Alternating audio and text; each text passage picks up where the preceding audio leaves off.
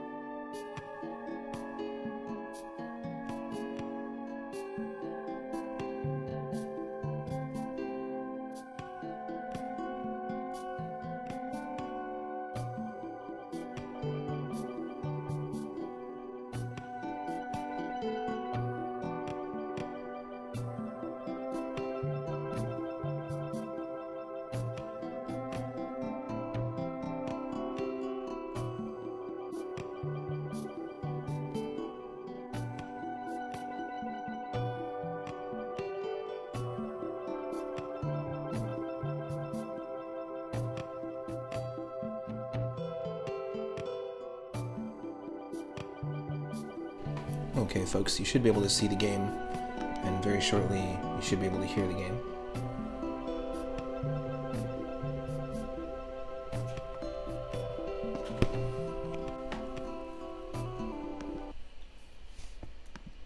Alright.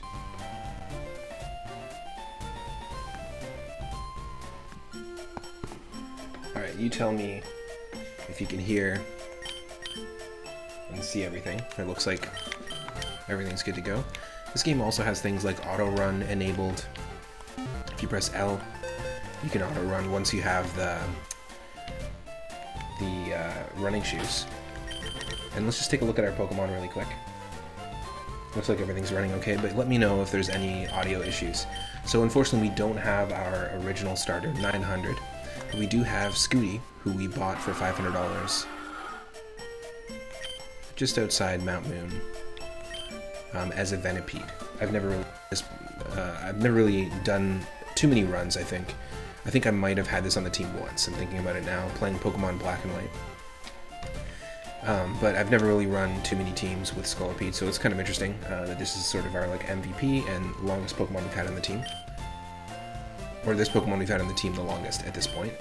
And it probably is the longest lengthwise if you think about it that way. Poison Point, pretty useful. We had this ability on our Nidoking in our Emerald run. And the moves are pretty nice, so we've got a good varied amount of coverage here, or good varied type coverage. We've got Rock Tomb. TMs in this can be used multiple times, not just once. They're reusable, so that's another thing they've pulled in from the newer games, as well as Experience Share being a key item. You can just flick on and off like the newer games. We have Steamroller, that's really played a huge part in the success of Scooty's survival here, and Poison Jab. Leaf Storm as well. We've had many options to replace Leaf Storm at different moments, but decided not to do it, thankfully. We have MF Doom. Scooty was named by Henny Blank, by the way, one of our mods, and MF Doom is also named by Henny Blank, as well as the next Pokemon.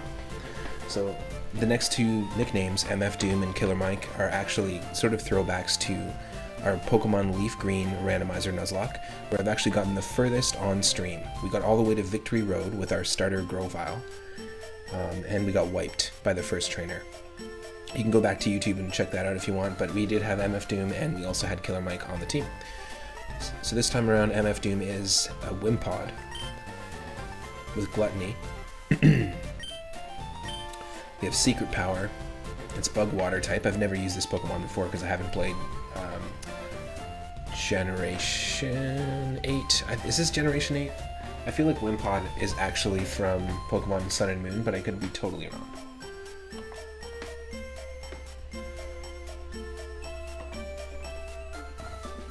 But we have Jaw Lock, which was a move that was the move that kind of screwed us over. Feraligatr was using Sleep Powder, and this is hilarious, against our Hariyama.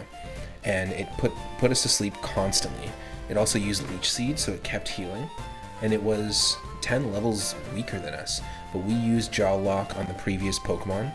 And what Jaw Lock does is it does damage, but it bites down, preventing the user and the target from switching out. It locks you into battle for the rest of that match.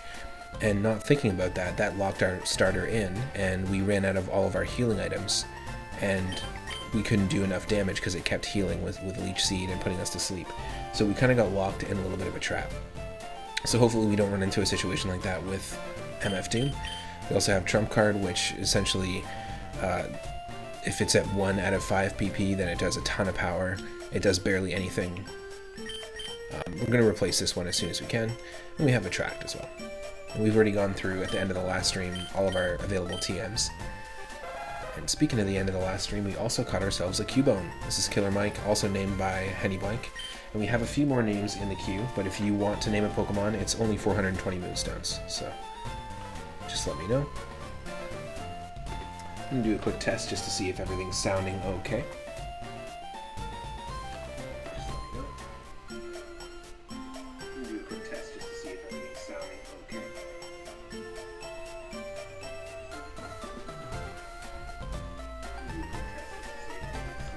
Okay, good. So we have, with Killer Mike, we actually have Illuminate. Encounter rate increases, so this could be useful. I mean, we don't really need to increase our encounter rate, especially when it comes to being able to flip on the Experience Share, which is on, by the way. When you flip on the Experience Share in these games, the experience gets equally given out to every Pokemon, not equally distributed, but equally given out. So everyone gets the same amount of experience. It's pretty interesting. I remember the first time they introduced that in Pokemon games, it was Pokemon X and Y, and I picked up Pokemon Y version, and I thought to myself, why? It just didn't really make a lot of sense to me.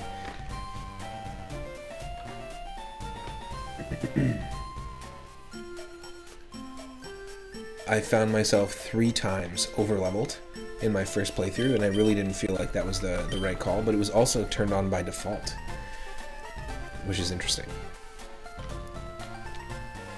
Ah, look. Slowbro ignored orders, but finally moved out of the way. Withdraw. No, that's wrong. It's so hard to control Pokemon. Your Pokemon's obedience depends on your abilities as a trainer.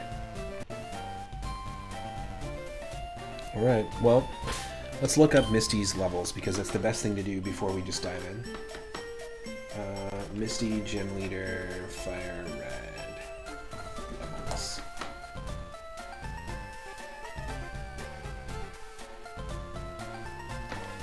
Good old Cerulean.net. Okay, we've got a level 18 and a level 21. So maybe we want to do a little bit of training.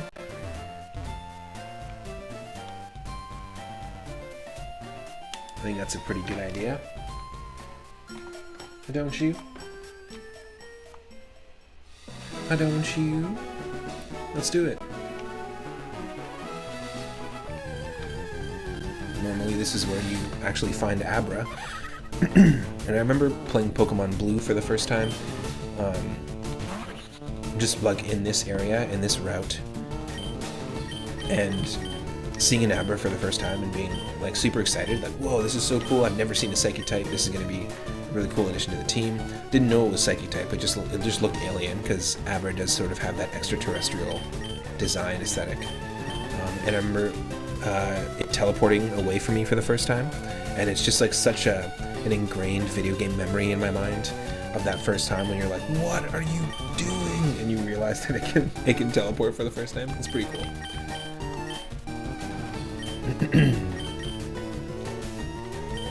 I love the back sprite here of Wimpod. It looks great.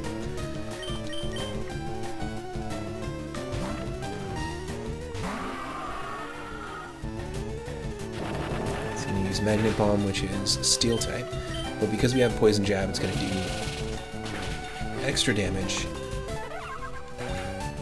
because Mime Jr. is Fairy type. But yeah, I still remember that moment, and also when we recently played Pokemon Legends Arceus for the first time I saw an Abra, they tried to like convey this same situation where like you see an Abra in the grass, you go to approach it and it sees you and then it teleports, but there's something sort of not as dramatic about it in 3D. And it's way more dramatic in 2D. And maybe it's just because it left more of an impact on me when I was younger playing it for the first time, but it's still really cool. I really enjoyed Gen 1. Not just the remakes here and this version that we're talking about, or that we're playing right now, but I really enjoyed playing Gen 1. Going back to it is tough though. I might take part in some Gen 1 races in the future, but yeah, going back to it is not the easiest thing.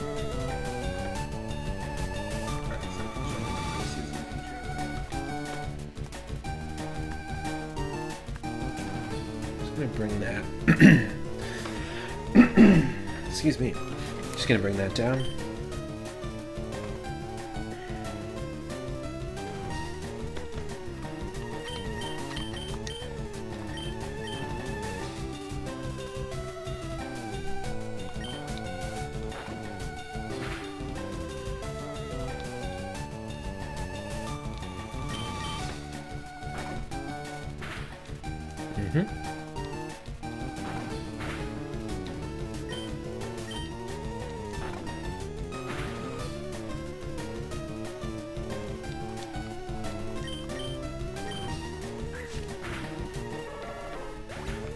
Some nice hot coffee going.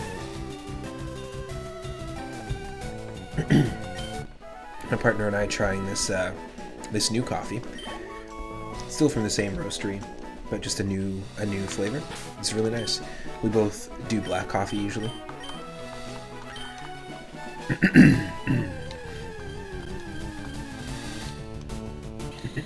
Excuse me. Wild Hoopa. Rap Hoopas. Smarter than your boopas. Rap Hoopas. Ah shit. Hot shit.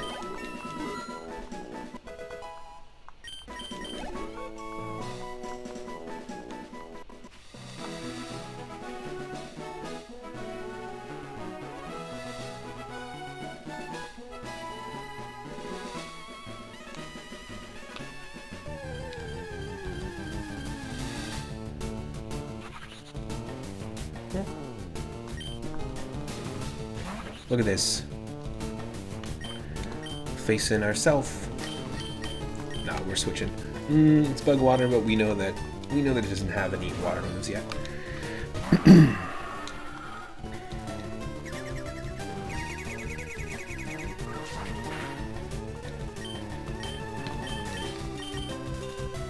Now that we have Rock Tomb, we can actually use a lot of Rock-type moves as Scolipede, but that we weren't able to use before.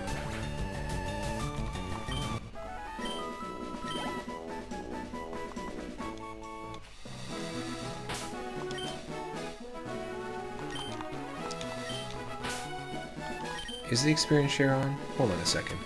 Thought I did turn it on. No, it was on. Okay, good. Just want to make sure.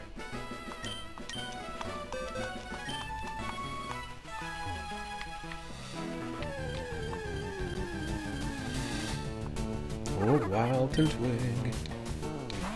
Bug and water. Gonna want to switch on this one.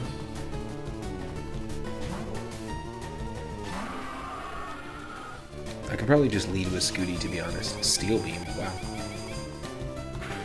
Interesting. Okay. That's what you want to do.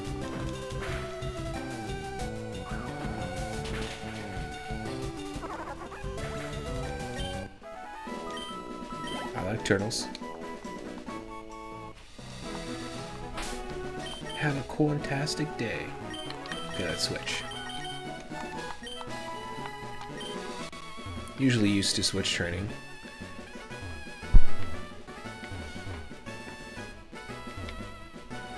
Is that it? That's the only grasses up there? Okay. For some reason I thought there was just other grass here, but I guess not.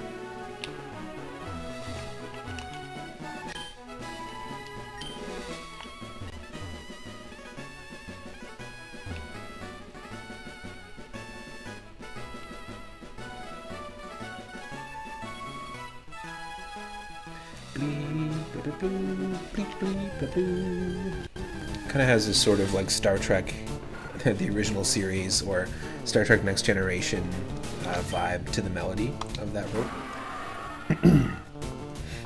There's just something musical about it that's very Star Trek.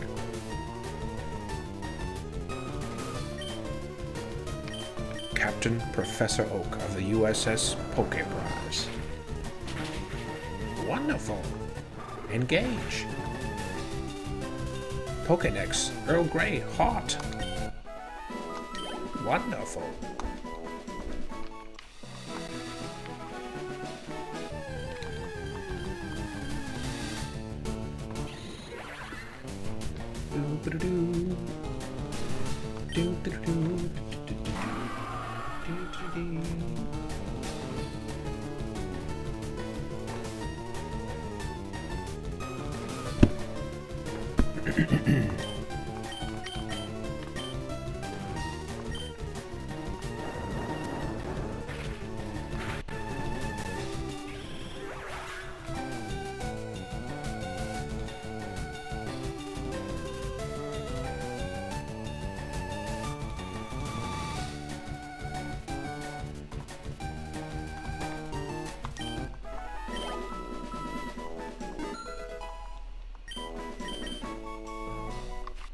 Doom.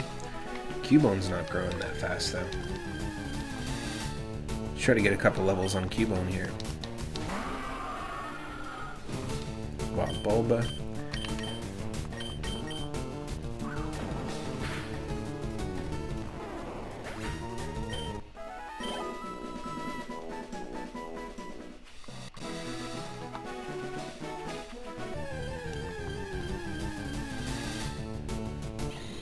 Hoopa.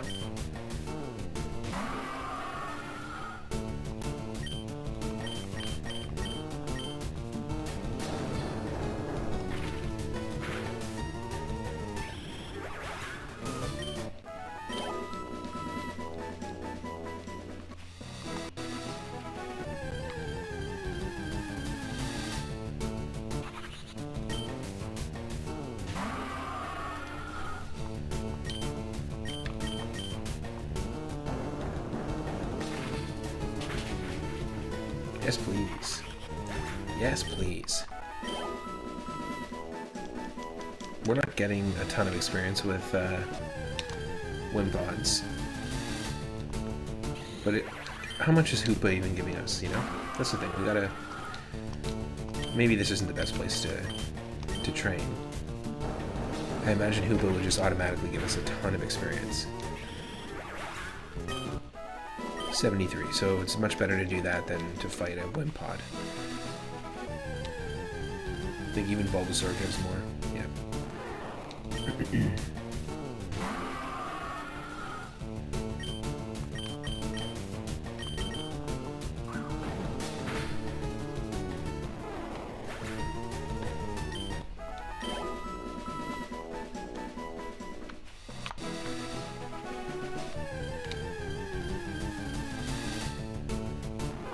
Yeah, Bulbasaur gives us at least 46 experience points. Hoopa gives us 72.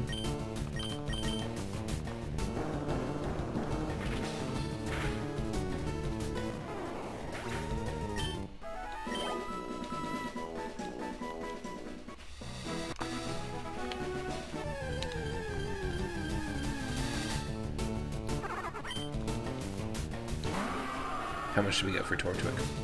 Tortwig. War Turtle.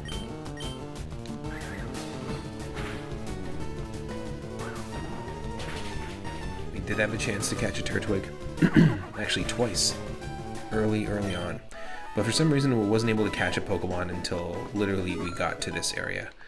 We caught a Wimpod in this route and a Cubone in the next route. And other than that, we have only really been gifted Pokemon. We bought Scooty, and we were gifted 900, our starter. Is Killer Mike gonna learn Gust? Interesting. I guess for now, for type coverage, let's do it. Heal Pulse is not gonna be useful except for healing the opponent.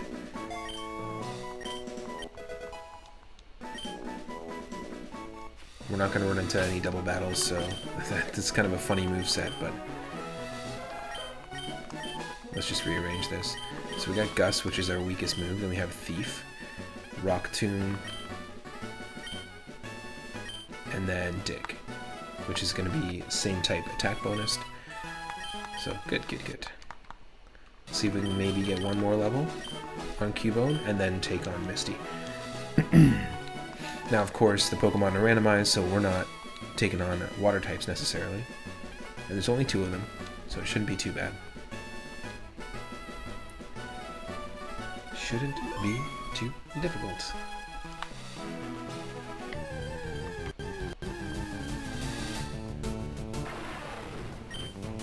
No, actually, I think we caught Wimpod south of here.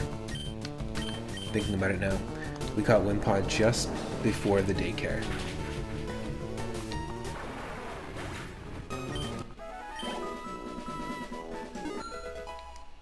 Level 15, thank you.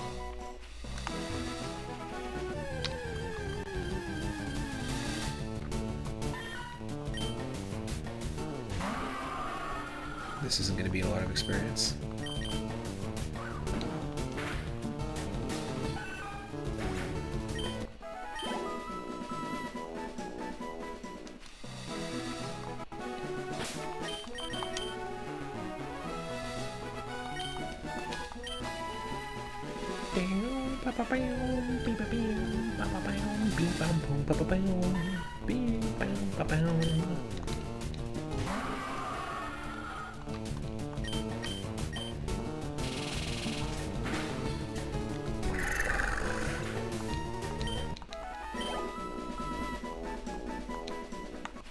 Wow, 13 experience for, yeah, compared to 72.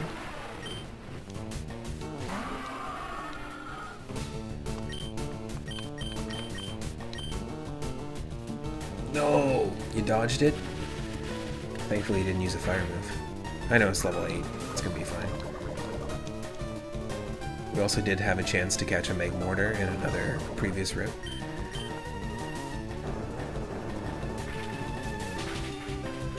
Lots of opportunities for wild Pokemon, but not a huge amount of catches.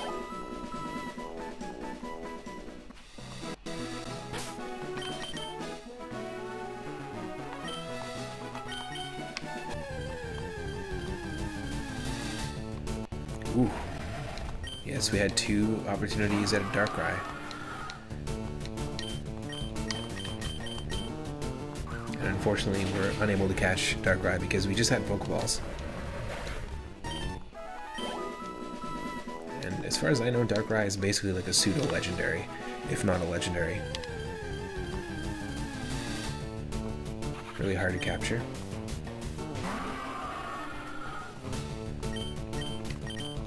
Okay.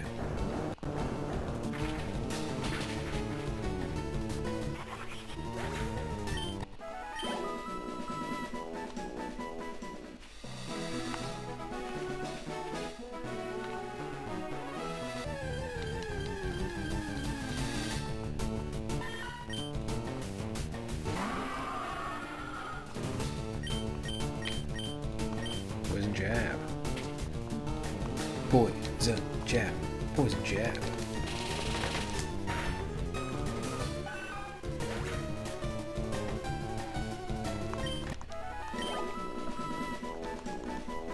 I've said this before in other streams, but I really like the design of Alolan Meowth, as you can see in the bottom corner. I always liked the design of Persian as a kid. Had a Persian Pokemon trading card I thought was pretty cool. And the Alolan Persian I'm not a fan of design-wise, but Alolan Meowth I really like, and also Galarian or Galarian Meowth I really like the design of as well as Berserker, the alternate evolution. Such a cool idea to have the alternate forms also evolve into completely different Pokemon, because it would make sense that some environments would be so drastically different, like Zigzagoon and Obstagoon, or Zigzagoon and Linoon. It's kind of neat.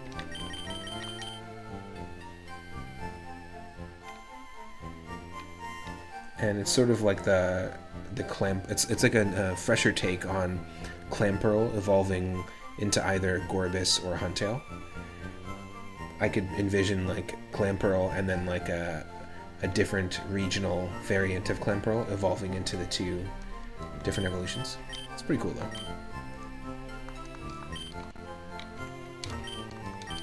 I appreciate that they, you know, try new things with Pokemon, and like the gimmicks. I'm not a huge. I'm still neither here nor there with the gimmicks. I mean, I'm not a huge fan of Dynamax or Mega Evolutions.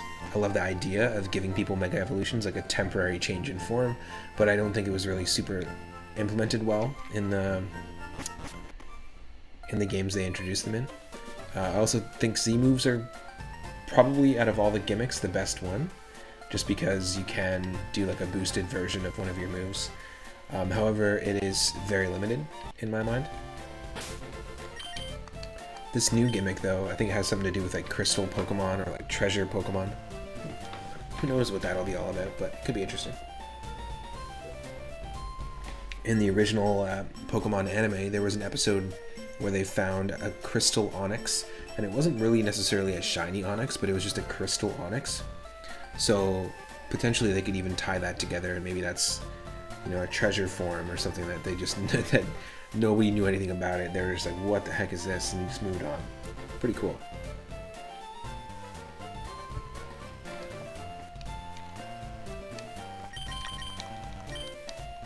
Always gotta save. I think I'm gonna take on the gym now that we've healed. I'm just gonna go for it. We know there's a level 18 and a level 21. We haven't adjusted the levels at all. We've only randomized the Pokemon that we're going to be facing, their abilities, and their movesets. So here we go, folks. Cerulean Pokemon Gym. Leader, Misty. Winning trainers, Whopper Jr. Oh no. He's been here already. Yo, champ in the making. Let me give you some advice. The leader, Misty, is a pro who uses water-type Pokemon. But she brought a whole random team with her today, so it doesn't really matter what that advantage is at all. Let's go. I don't like to skip trainers, so I'm going to keep the experience share on. We're going to switch into MF Doom to start. And just go for it. Splash. I'm first up. Let's do it. Let's do it. Challenged by Swimmer Louise. Sends out a Meg Mortar. Probably a good idea not to send out a Meg Mortar into a giant pool of water, but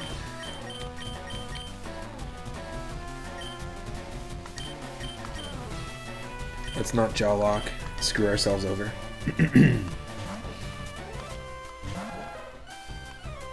Killer Mike, you know how to swim, right?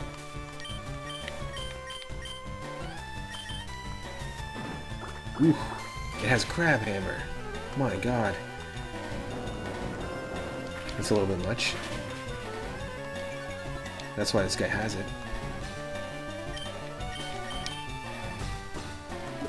I want to be very careful here. We have a... oh, geez. We have a rare candy we didn't use either. Okay.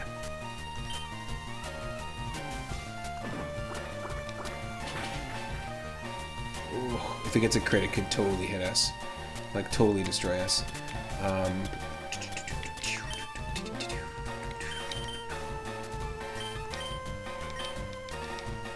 We can handle a Crab Hammer. We're level 30. Come on, Scooty. Scooty! Yep, and Poison Point. That's the way to go. Gotta play it safe.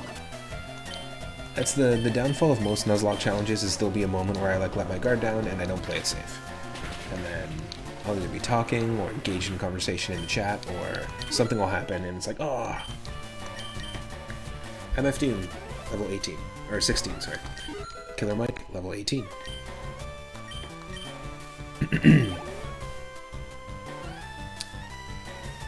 Wimpod, we're gonna stay in.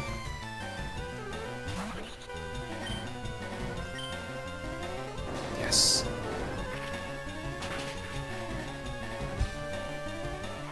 Scooty really rocks, if you know what I mean.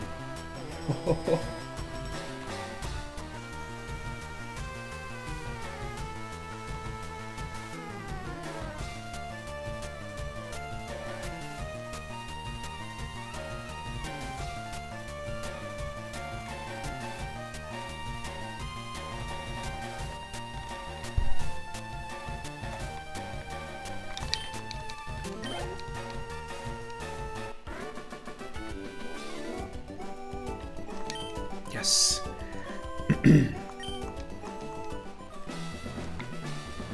Okay.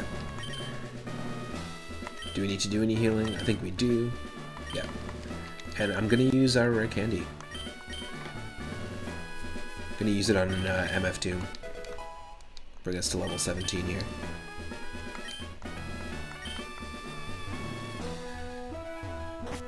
I've said this before, but there's a lot of Pokemon ROM hacks where they make it so that once you go into the gym, you actually can't leave the gym until you complete the entire challenge. So you have to make sure you go in with like healing items, just to stay prepared, right? Pretty cool stuff. I wouldn't mind playing like a hack with a unique story as well on stream. It could be kind of fun. Alright, here we go. We're healed up. Healed up. What? You? I'm more than good enough for you. Misty won't have to be bothered. What's up, zombie paper? How's it going, zombie paper?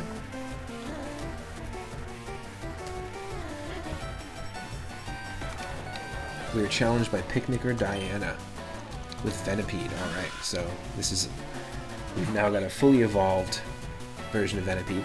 We'll do a quick team recap for you. We did unfortunately lose, so we took on a Feraligatr, and we were in such a weird trap with Sleep Powder, Leech Seed, and our own doing with Jaw Lock, which is a move that locks me into battle. We did unfortunately lose 900. But we have Scooty, who is the only other Pokemon we had for the first good chunk of the run. And we bought this one at the Poke Center just outside Mount Moon. Fully evolved now at the end of the last stream. Unfortunately, we did lose 900. It's under 900! So unfortunately, yeah, no Hariyama at the moment. But we do have Scooty with Poison Point, Rock, Bug, Poison, and Grass type move. Pretty decent. The Rock Tomb move has been very useful against Fire types. Then at the end of the last stream, we also caught near, just south of Cerulean City, where we are right now, near the daycare. We caught ourselves MF Doom. It's a bug water type from We didn't even determine it. I was looking it up earlier. Introduced in Generation 7, so it's actually, in Japan it's called Kosoku Mushi, which I think is a great name. But it's Wimpod, and it evolves once, and it's from Pokemon Sun and Moon. Okay moves, but nothing great. We also have the same move that locked us into place as 900, so I don't know if... we gotta be very careful with that. And then we have Killer Mike. So these were all named by Henny Blank. And it's a Cubone with Illuminate, so if we lead with it, we're gonna run into Pokemon more often, but Gust, which I think is really funny. What's it flapping? Its bones? Thief, Rock Tomb, and Dig. So Dig is really kind of the big valuable move here. But we're taking on just the trainers right before the second gym right now. So I think first things first, I'm gonna wanna switch.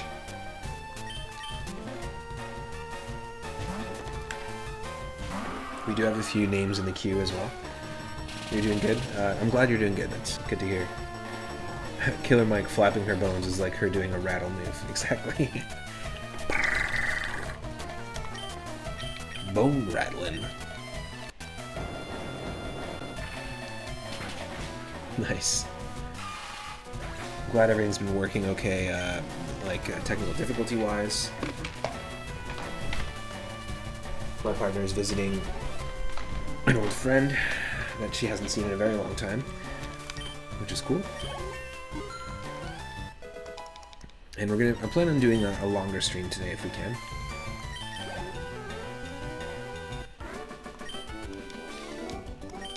You overwhelmed me. Everyone's always overwhelmed and underwhelmed. Why can't we just be whelmed? At what point are we just whelmed? Tell me.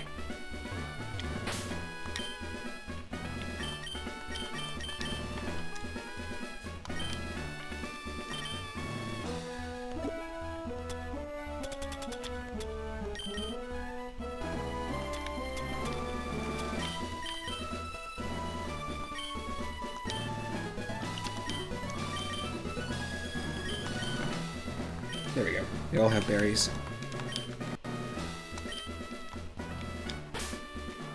Yeah, let's do it. Hi, you're a new face. Only those trainers who have a policy about Pokemon can turn pro. What's your approach when you catch and train Pokemon? Well, I'm doing a Nuzlocke challenge. Let's go. Come on. Let's go. If they all have berries, who buries the berries? They do. They bury the berries into their gullet. I'm gonna bury this pizza straight into my gullet. Alright, we steamrolled that ghost. Like, who watches The Watchmen? Oh, The Watcher. From the Marvel Comics. The Watcher definitely is the one who watches The Watchmen. And who watches The Watcher? Well, of course, it's viewers like you. Thank you for all your support after all these years. PBS.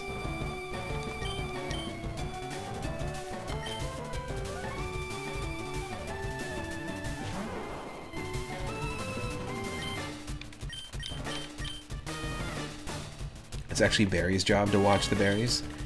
Barry, where are you? You breaks over, Barry. You breaks over. She had a Bulbasaur, I'm surprised. Bulbasaur and a Darkrai. That's a very interesting combination. We've run into both Pokemon in the wild already. So nothing too crazy, but there we go, we got our second gym badge. Wow, you're too much. I just used 2 random Pokemon that you see a lot in the wild, and didn't even barely train them. That's cool. Okay, we're going next into... what are we calling this next?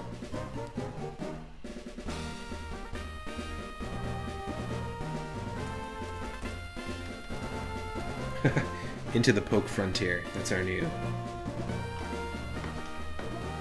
stream title. Because we got the gym badge. Sorry, I keep hitting the microphone. My apologies. Alright, you can have the Cascade Badge to show you beat me. Here's 2,100 bucks. It makes all Pokemon up to level 30 obey you. That includes even outsiders you got in trades, and there's more. You can now use Cut anytime, even out of battle. You can cut down small trees to open new pathways. You can also have my favorite TM. And these, I don't think are randomized. Water Pulse. Cool. So the TM compatibility isn't randomized, and the moves aren't randomized, and they're not one-time use. I can use, like we've used Dig, I can use Dig anytime I want. And we've kind of gone through all of them, the ones that I would want in the current movesets. But Water Pulse, an attack with a pulsing blast of water, it may also confuse the foe. Nobody can learn it. It'd be interesting if MF Doom can learn it, maybe once it evolves, because it's Bug Water, but we don't have a water-type move at the moment. What's the name queue number? Like how many names do we have in the queue? Let me see. Oh, here's a good opportunity to say thanks to everyone who's been subscribing on YouTube. Thanks to everyone who's been watching videos and sharing videos on YouTube as well. And thanks to Orcus Porcus for the recent follow. It's a great name.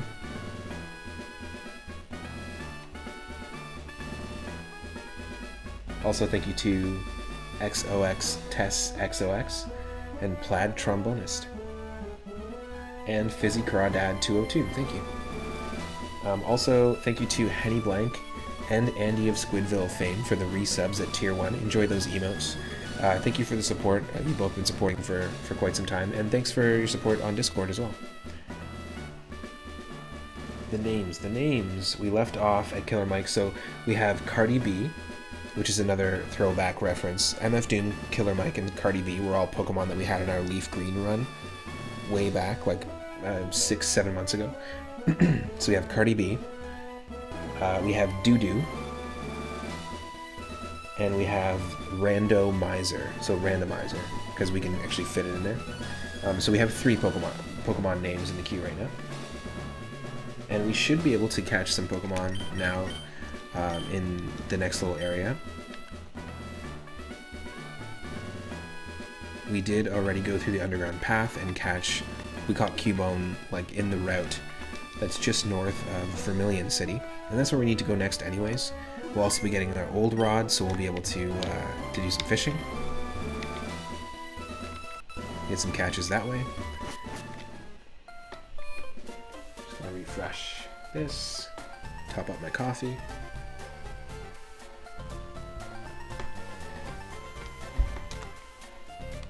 Yeah, we're in a good spot. We didn't lose any Pokemon in the first 2 gym battles, but I will say, doing a randomizer of Pokemon Emerald compared to Pokemon Fire Red, the first 2 gyms are way harder in Pokemon Emerald, in my opinion, in terms of the levels you gotta deal with. Even the 3rd gym, like, I feel like Brock and Misty are just a lot easier than Roxanne and... is it Chuck?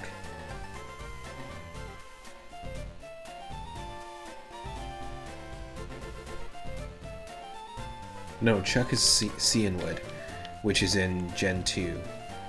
Roxanne and Brawly.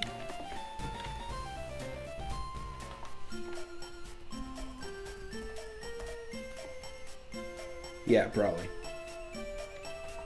Legendary Legendary Gym Leader. Brawly. Ooh, another randomly generated name. Got a name redeemed from Zombie Paper. Thank you so much. Citurva. I like it. Citurva. Neat. So we've already done this. I guess this is the way we gotta go, though. I figure what's lost is lost. I decided to teach Diglett how to use a TM. Or dig without a TM. Bam.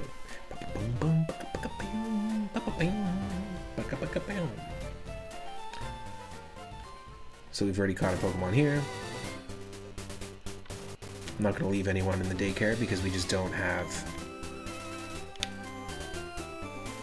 any enough Pokemon right now. I want a full team first. Citurva, a budget cannabis sativa strain. Do you want Ernderka? Or Saturva? I don't know. I don't really want to be Erndekurch with our Erndekur. I think I'm going to sit with my Saturva.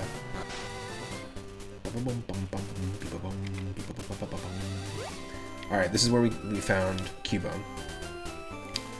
I'm going to take on these battles. There might be some double battles here, but not too many. There aren't many bugs out here. Good. No bugs, no glitches. Bug Catcher K-Go sends out Galarian Slowbro. Poison Psychic type. That's right.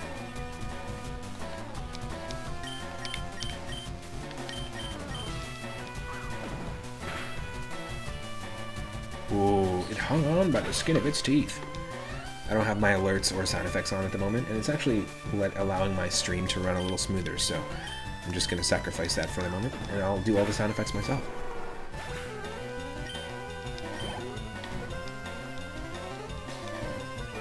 Excuse me while I get my sunglasses.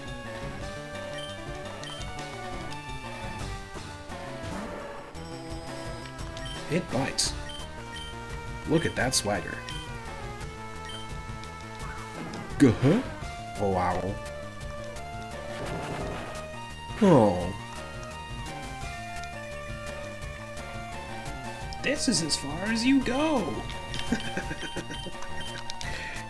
I'm trying. These are my best. My best sound effect impersonations. So, sorry. Good luck. Nintendo.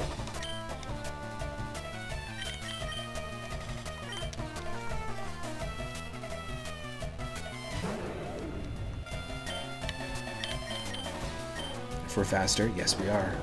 Hell yes. Come on, Scooty.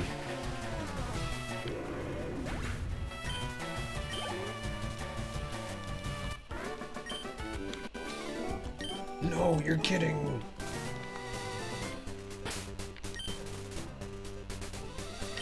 He's bothered. He's bugged because we have a bug Pokemon, he doesn't. Who's there? Quit listening in on us. Double battle? Actual double battle? Nope. Oh, great. This is perfect way to rub it in our face so we don't have 900 anymore.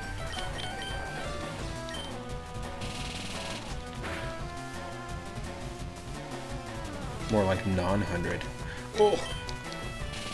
Budget 900. 450.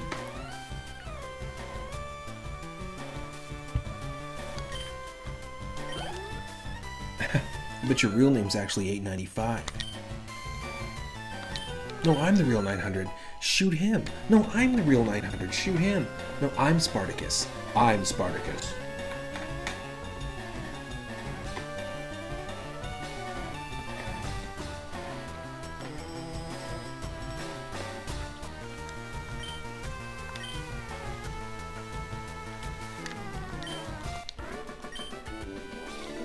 I just can't win.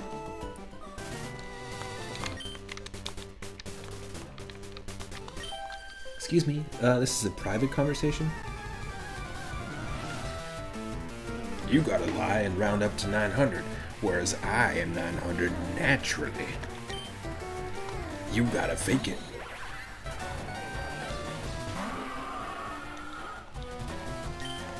Hoopa, hoopa, hoopa.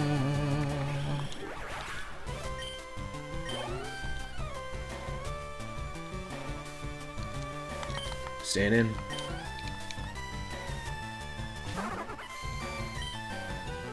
So because it's a one-for-one randomization, we're actually starting to see a lot of the same Pokemon. We're not really running into newer ones yet.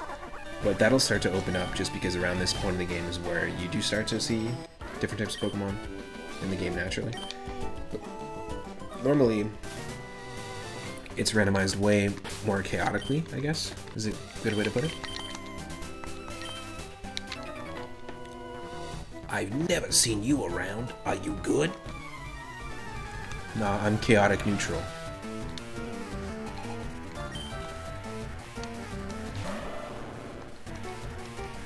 Gotta hate that for Alligator. It has Sleep Powder, it has Leech Seed, but it can also hold on to these leaves.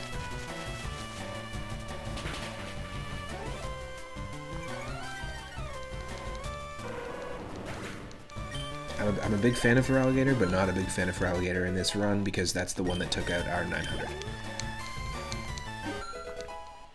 MF Doom, level 20. You're too good!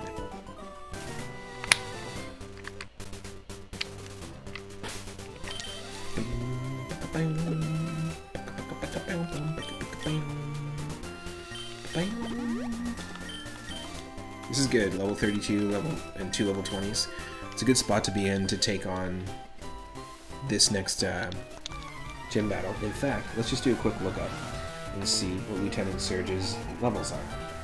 Lieutenant Surge usually rocks a level 21 Voltorb, a level 18 Pikachu, and a level 24... Oh, it's Raichu! So that's not too bad. I feel really confident with the levels that we got going on right now, plus we still have a few more battles to go. And normally, you're actually supposed to... I might actually turn my experience share off for a bit, because you're supposed to take on SSN first. And go through all of SSN, save the captain, or help the captain, get Cut, and then you can use Cut to access the gym.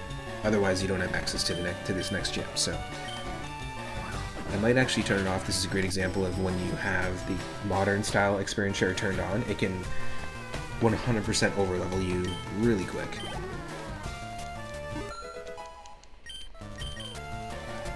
Killer Mike wants to learn Focus Energy. I don't really utilize that move often, to be honest. The user takes a deep breath and focuses to raise its critical hit ratio. I mean, I should probably use that more often in my regular everyday life.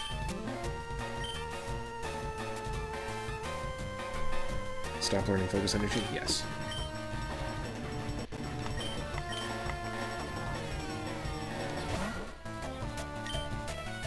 Yeah, we're definitely almost over-leveled for the boss, the next gym leader.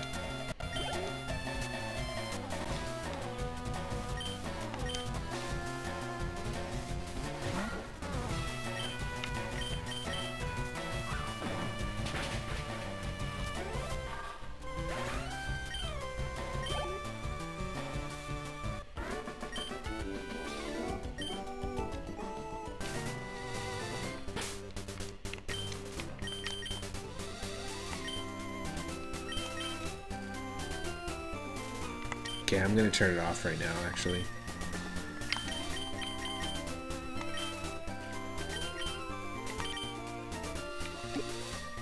It's interesting that the Dome Fossil, which we ended up picking with a random number generator, and normally gives us Kabuto, which would give us Kabutops, our previous starter in the last run. It's interesting that it's an item we can sell, and it's also an item that is like, I guess you can get multiple of them. They totally changed that. It used to be a key item. So it's sort of like the opposite of what happened to Experience Share. It became a disposable item, or a sellable item. Makes sense that you could sell a fossil though.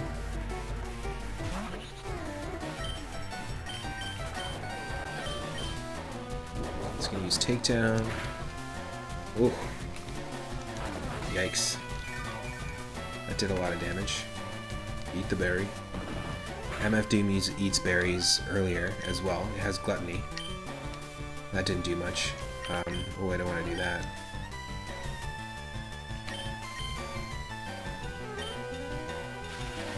Oh, hold on. No! MF doomed! Because it had Bolt Peak. I totally forgot it had Bolt Peak. We were fighting those things like crazy earlier. I shouldn't have switched. We should have kept Scooty in the front. Play it safe. Play it safe. That Atlas Pro channel. Oh yeah, that was a pretty cool video actually. I just came across it. The Atlas Pro channel has a cool video about fossils. Feel free to share it. You can just drop it in the Moonwatch channel. I know, right? So stupid. I should have just stayed out. Ridiculous.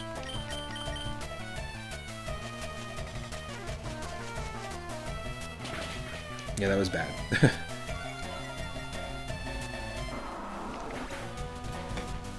That's the thing, it happens like that so easily. It's so easy to like that's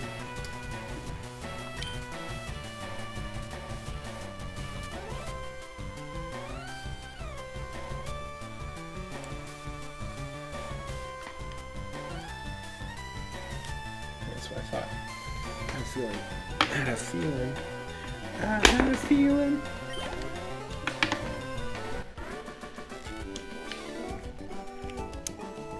Pretty dumb. But we gotta send MF Doom away.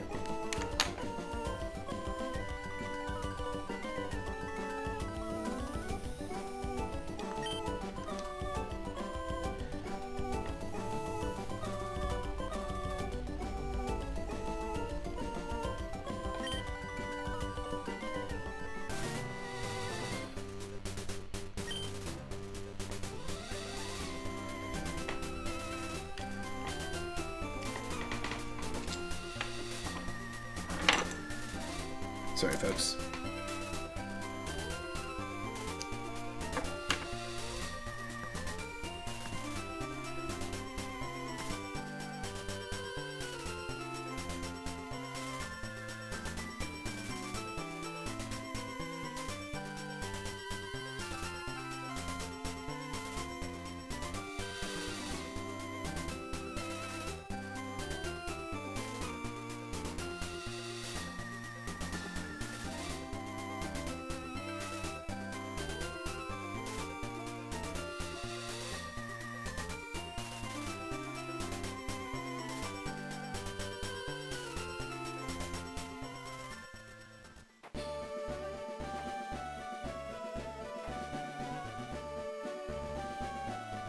Okay, here we go. We're in Vermilion City. We're on the road to Vermilion City. First thing we gotta do. You know it, I know it. It's unfortunate.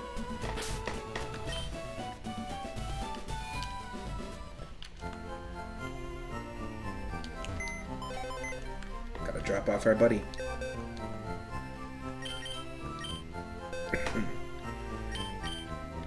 900's just on vacation. Don't worry. Permanent vacation from the team. MF Doom, unfortunately, has to join 900.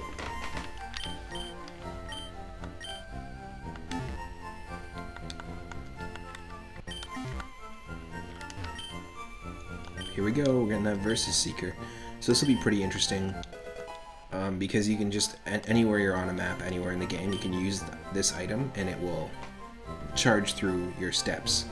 The more you walk around, the more it charges. But you can use it, and then other trainers will be like, yeah, I'll battle you again, and you can basically rematch. That's it. What's the graveyard look like? That's it. This is what I mean. It's a very different, drastically different run than Emerald. Because Emerald we had like 1, 2, 3, 4 rows of Pokemon that we had caught and lost by the time we got to like the 3rd or 4th gym. I think by the 4th gym. And we're almost at the 3rd gym here, and we only have these 2 Pokemon that we've lost. The only Pokemon that we've had the entire run are these. So we've actually, like, only these 4 Pokemon have been the only Pokemon that we've actually had been able to catch or purchase. There was a lot of potential Pokemon that we could have got earlier, but I missed out on like 2 Turtwigs, 2 Darkrai's. I missed out on a Magmortar. I missed out on a whole bunch of different ones. A Pyroar.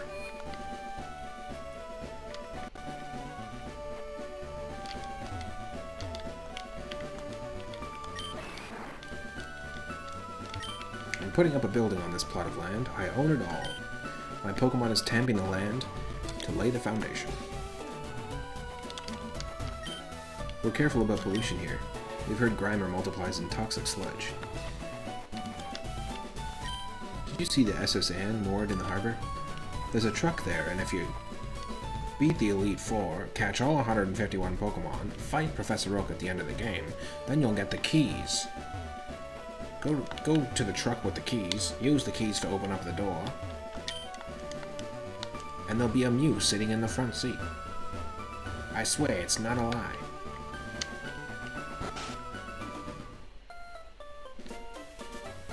The Machop is owned by a bourgeois landowner, exactly. It's all mine.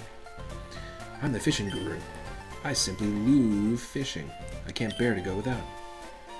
Do you like to fish? Yes. Grand. I like your style. I think we can be friends. Take this and fish, young friend.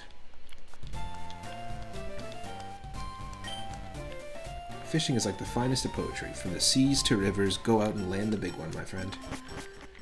Alright, let's do it. Let's catch ourselves a Vermilion City Pokemon. Let's do it in a non-traditional place. I usually just fish right there outside that house. Let's change it up. Let's fish behind the gym.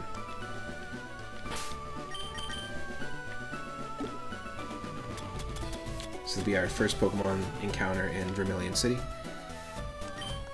Let's go.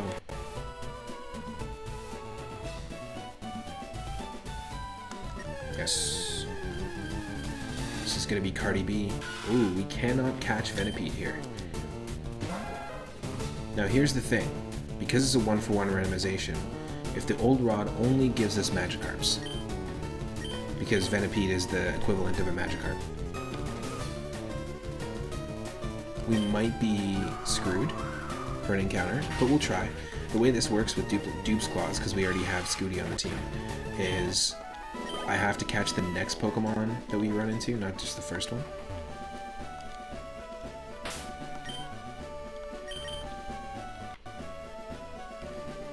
We'll have to see.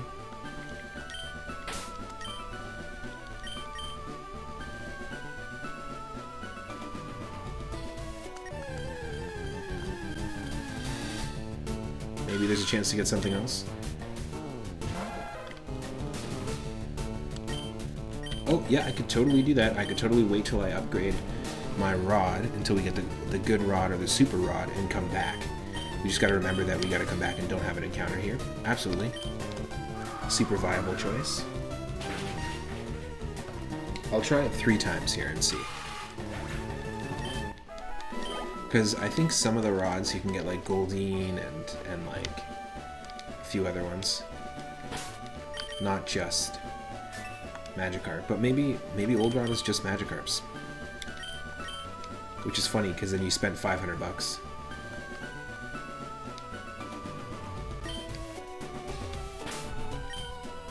Yo, Itorama, welcome in. You may be wrong, but doesn't the old rod have a small chance of getting Gyarados too? I don't know. I don't know. We had a little bit of a lag there. Hopefully that didn't create an audio delay. But yeah, that'd be crazy. And if it did have a small chance to get a Gyarados, is it just gonna like give us a Scolipede? Because it's not 1-for-1 evolution-wise. Venipede has Whirlipede in the middle, so it's an evolution.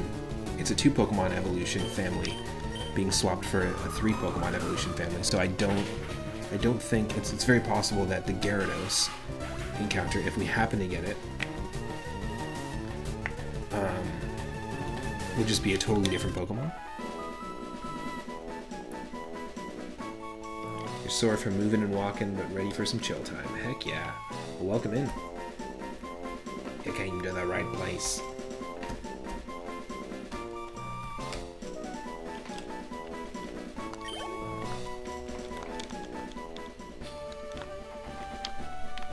Alright, I think I'm gonna do what Zombie suggested, is wait until we get a good rod or a super rod and come back here, because I think we're just gonna only keep running into Magikarps with quotations with air quotes. I'll remember this. My sound effects are not working, Daryl. I'm trying to do them. If you do use the command, I'll try to do my best to make it work. Welcome in though. Hope you're having a good one. Hope your Binding of Isaac run went well. Zombie says, good luck on your move, Itorama. I donated like a half trunk full of books today. Nice. downsizing. You're gonna get some furniture and clothes donated as well soon. Nice. Yeah, we did that as well just before the move. I mean, it's a good opportunity to do that. To downsize and also donate when you're moving. Because you always accumulate so many things over time. More than you would expect. Alright. Let's go to the mart. Do some exploring. Daryl, what did we miss? We beat Misty. And then, unfortunately, lost our Wimpod, MF Doom. Got bodied with Bolt Beak. So now we just have Killer Mike, the Cubone, and Scooty.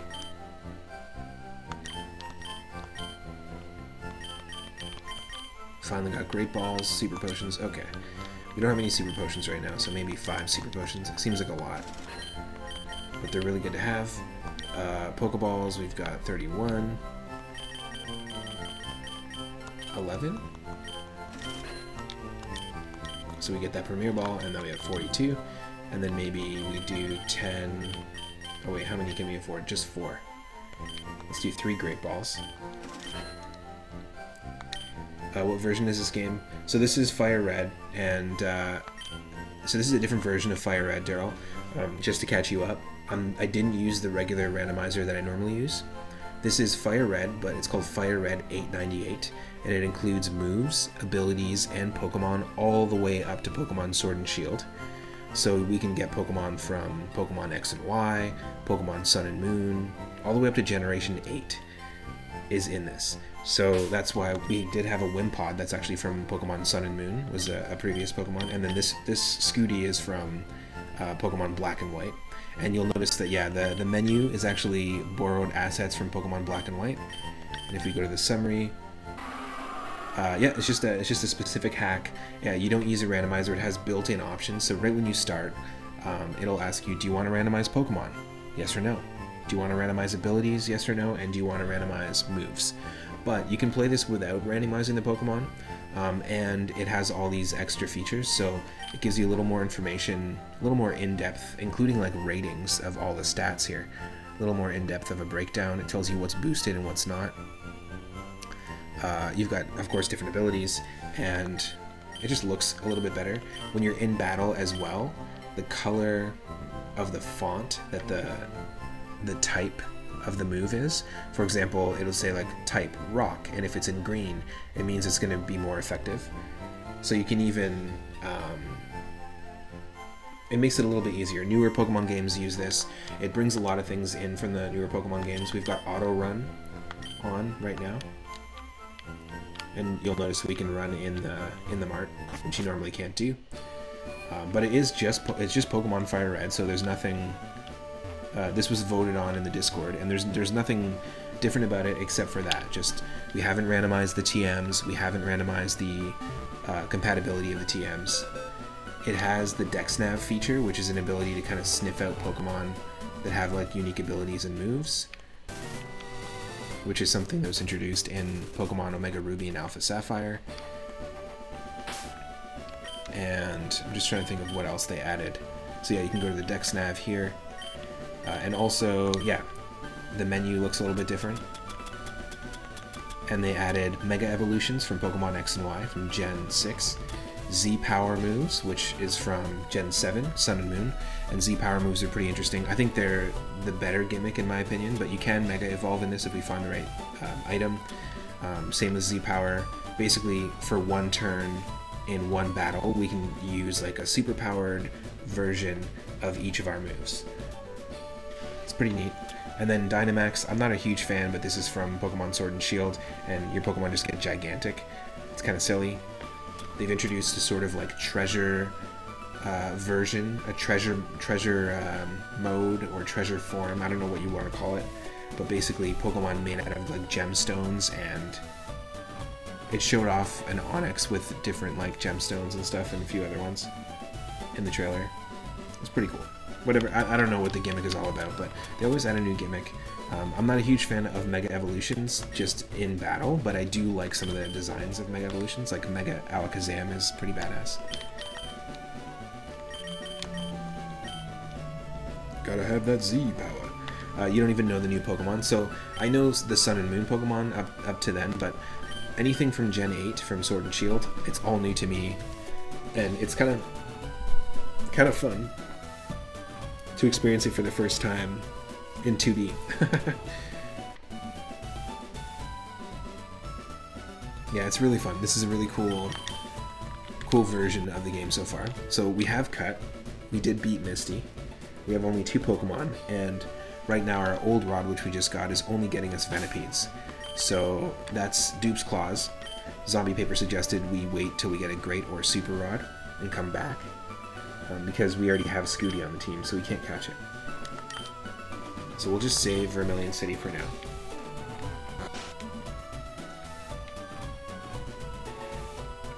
Are the trainers using the same Pokemon? No. So the trainer Pokemon are randomized, the wild Pokemon are randomized, and the gym leaders. Misty had a Bulbasaur and a Darkrai. Darkrai is from Gen 4 and is just a pure dark type, but it's like this epic, like pseudo-legendary dark ghost.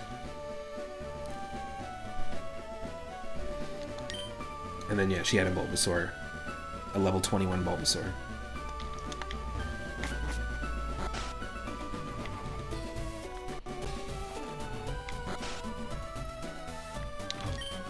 Do we have a Spearow to trade it for a Farfetch'd? So even the trades aren't randomized, but things like right outside of Mount Moon, when you finish Mount Moon, there's 2 martial artists that are ready to teach you Mega Kick and Mega Punch, respectively.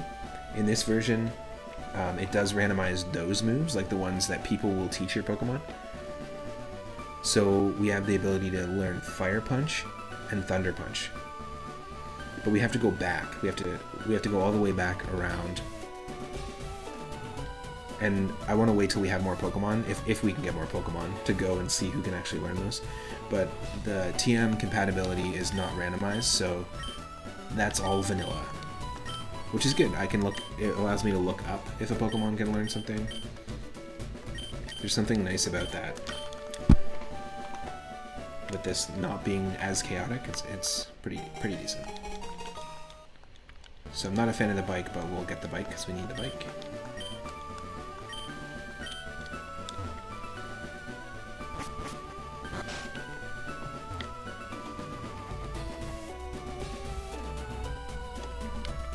We can't quite go to SSN yet.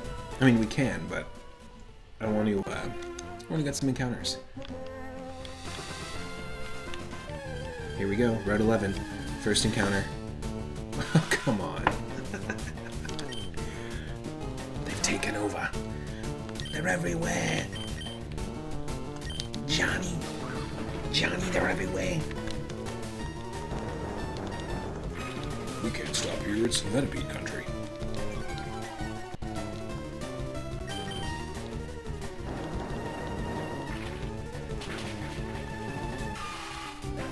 How many bugs are we gonna have to fight in this Wombat? Venipede has the derpiest face you've seen yet from any Pokemon. There's some derpy ones out there. Yeah, I think Whirlipede is a pretty funny design, but I think Scolipede is a badass design. I'm actually really stoked on this as sort of like a centaur bug centipede. Pretty neat. Johnny everywhere. I'm no Johnny everywhere. Here we go. Okay, a Pokemon that we haven't caught before. Because of course Dupe's Claws means we can catch the next Pokemon. So we're gonna try and catch this. Not kill it. Oh, it bites. Killer Mike flinched. Don't do it. What does Soak do? Killer Mike's type changed to water. Interesting.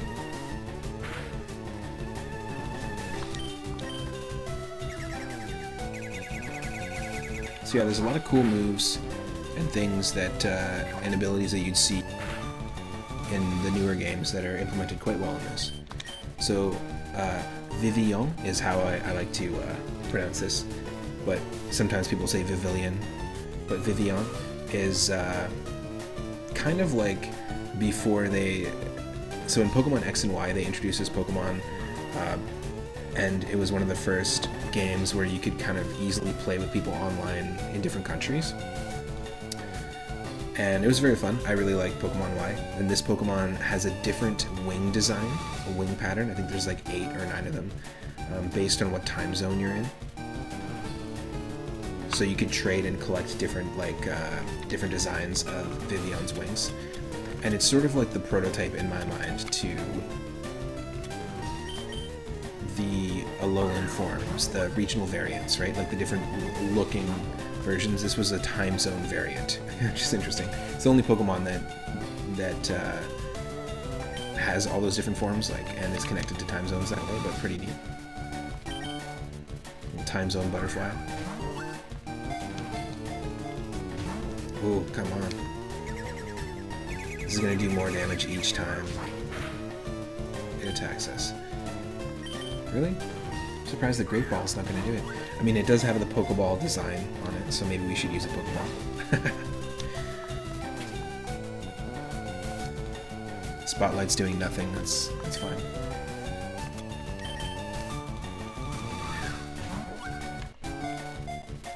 Can you only catch this Pokemon if your area doesn't have Daylight Savings Time in effect?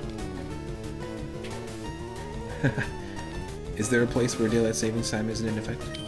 What planet do you live on? The Spotlight, it does not sink! The Spoggles!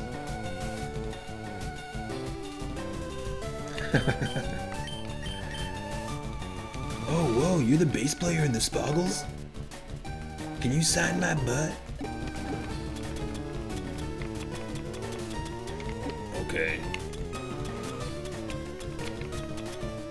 Wow, great bass solo. Okay.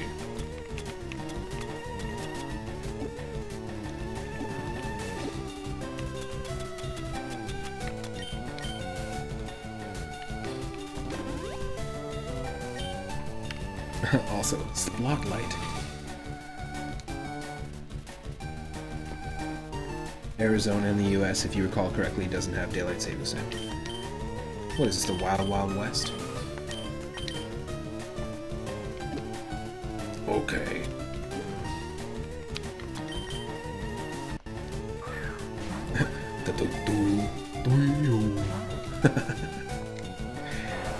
I feel ya. You can't turn into water what's already water.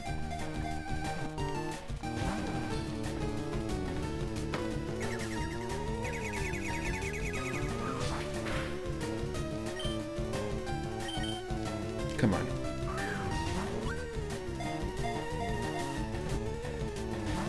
Wow. Spotlight would only really do something if we were in a double battle. And then it would just basically ensure that the next move, even if it was going to attack like the second Pokemon we had, it was going to attack that one for sure. Yep, we have a few names in reserve. This one's going to be Cardi B if we can catch it. This was named by Henny Blank. The third Pokemon to have a throwback name to our Pokemon Leaf Green team. There we go. This is Cardi B. Let's do a shout out to Henny Blank as well, who I believe today is potentially doing, very soon, some Mario Kart 8, or maybe right now they're live, as a part of a tournament.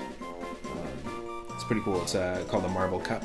A whole bunch of different streamers are doing a tournament right now.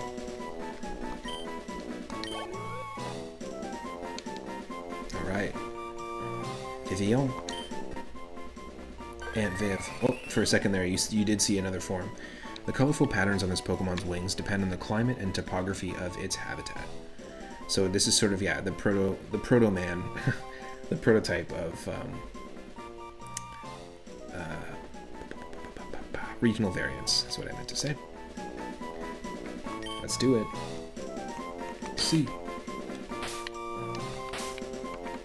A. R. D. I. B. Okor.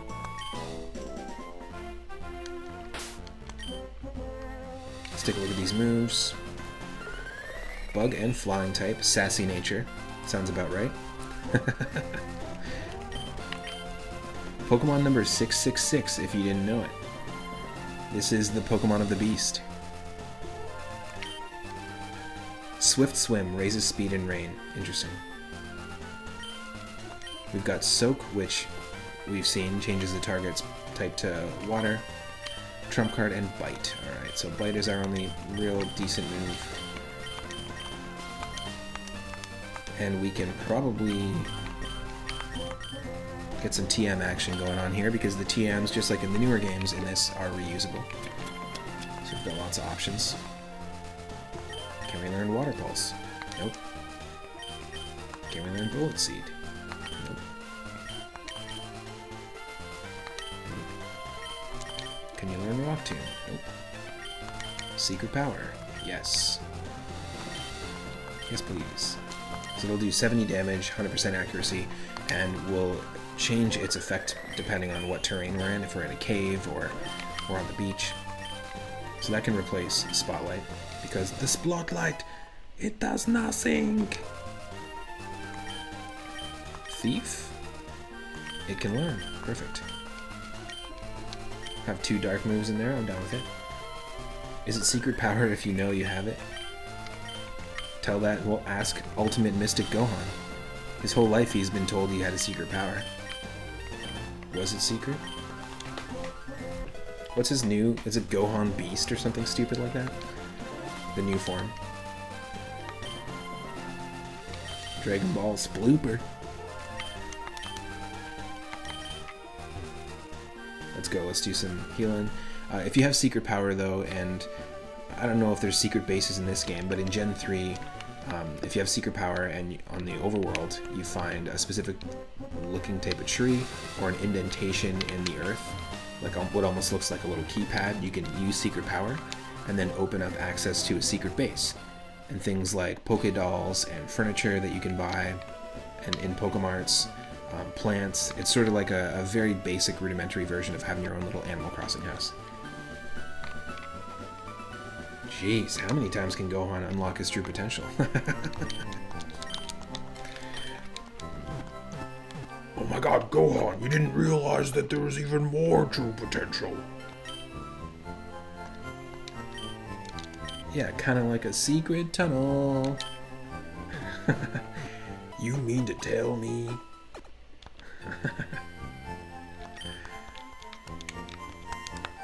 Keep 'em coming, Gleep Clap.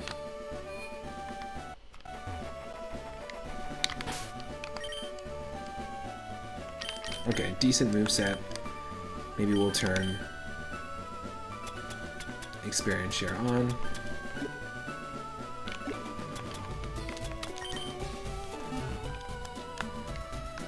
Oh, it was on. Okay. Gohan's truest potential of truth. Ultra truth. Uber truth. Okay. We're not going to fight these people here, but I'll take this. Awakening. Speaking of awakening, true potential. Okay, we're on to Diglett's Cave. We have a potential to catch a Pokemon. Let's go. This Pokemon's name is going to be Doo-Doo, also a name by Henny Blank. Oh yes. I will absolutely take a fire type. It has superpower, holy shit.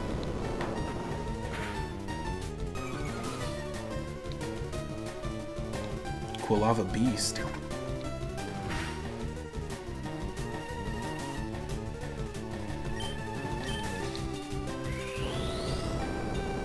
How many names in the name queue? So we have Doo-Doo. We have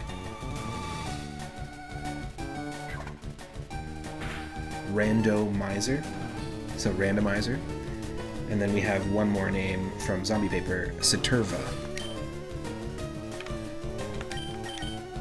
Hopefully we can catch this with a Pokeball. This would be a great addition to the team. Yes! Look at that. Easy too. Woo! Doo-doo. Fire doo-doo.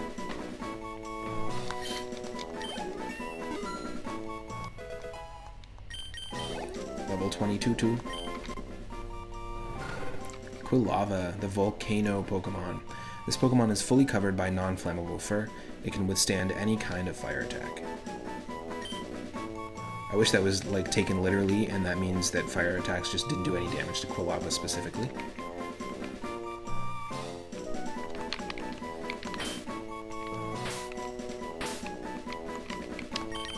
D-O-O, D-O-O, Doo-Doo. Doo-Doo's Cave. Level 19 though, thankfully. And I remember as a kid first encountering level 19. Usually there's like level 19 Doug Trios in this, so this might actually be a Doug Trio in terms of what's the one-for-one randomization. But I remember the first time I came across a Doug Trio in Diglett's Cave, that was a pretty badass moment as well.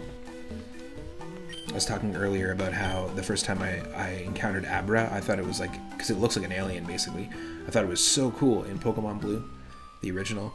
And then I remember going to attack it and it teleported right away, and I still remember like that first time that happened.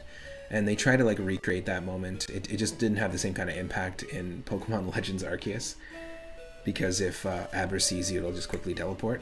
But it didn't have the same kind of impact or dynamic feel. I guess maybe just because I was a kid and more invested in it. I don't know. It's pretty funny though. A lot of these moments in these games, the first time, is pretty neat. Wow. Okay, we have Grass Pelt. Interesting. Ups defense on grassy terrain. And grassy terrain boosts grass moves. Let's take a look and just look it up really quick. So terrain is something that I think they introduced in the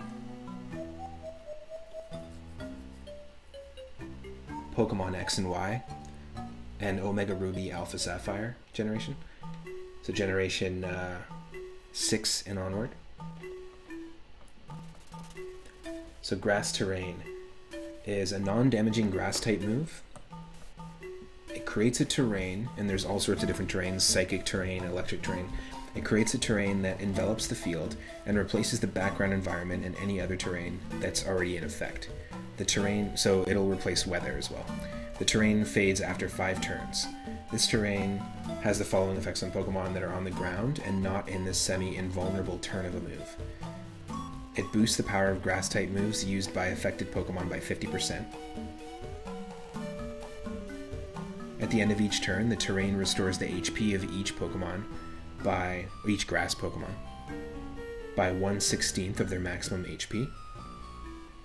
And it also causes the move Floral Healing to restore up to 2/3 of the target's max HP instead of up to the usual half. It cuts the power of Bulldoze, Earthquake, and Magnitude specifically, which is interesting. Nature Power, if you use Nature Power, becomes Energy Ball in that terrain, and Secret Power becomes Grass type and may cause sleep. Secret Powder. And lastly, Camouflage locks you in to only being able to turn into Grass type. So a lot of these effects are carried over if you're psychic terrain or if it's electric terrain. And I thought that was a pretty cool gimmick and addition to the game. So this is interesting. If something is using grassy terrain, then we're going to be able to get boosted defense here. It doesn't seem to affect any fire type moves, just ground type moves. Those 3: Bulldoze, Magnitude, and Earthquake. Very cool. What are the grades for? I think it's just grading like that so like B+ means that like we have you want to go for A. Like our HP, we have a much better HP than most average Quilavas, if that makes sense. They just like separate the high end of the stat into, or the low ends of the stat into different gradings. And we have Crabhammer, that's interesting. Which is Kingler's Kingler's move normally. Bolt Beak, which is a move from essentially like a fossilized dinosaur Pokemon that you can find in Pokemon Sword and Shield. Arctovolt and Terravolt are the 2 of them. Very strange designs for these Pokemon as well, but a great move. and superpower, which we were using before, or it used against us. Okay, so that's fine. Let's take a look at the TMs.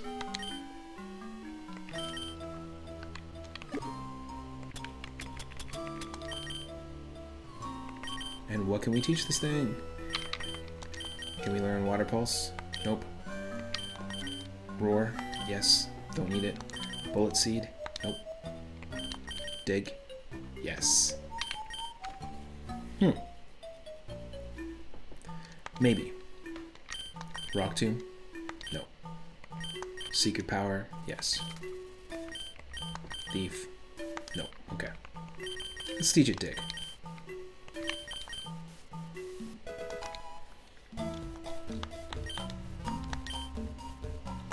Alright, and get out of here. Whew.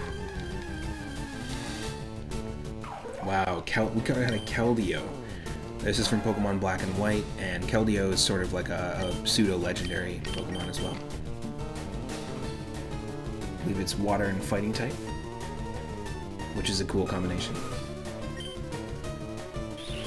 Whoa. Hold on. My boy. No.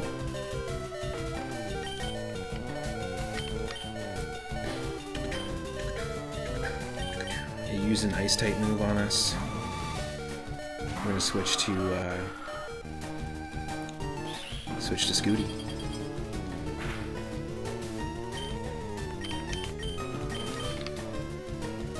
How about this?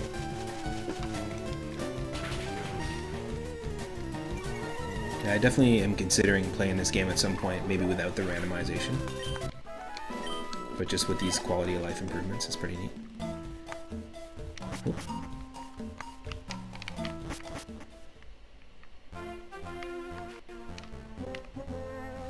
Alright, so we got an encounter there, had an encounter here. I think we have to take on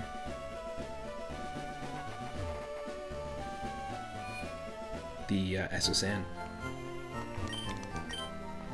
Am I playing with the legendary claws? No. If we get a legendary that we can catch, just like in the Emerald run, we ran into a Lugia, we ran into a Mewtwo. We couldn't catch them.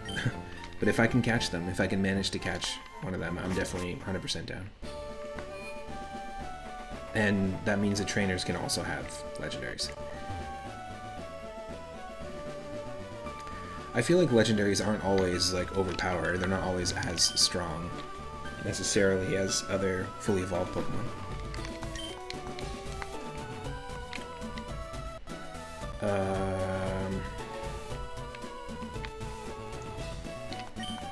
I guess, yeah, we might have to come back here for a catch too, because this right here, this area, is 100% a new... Like, this is part of the SSN, but it's the only place in the SSN where you can catch a Pokemon.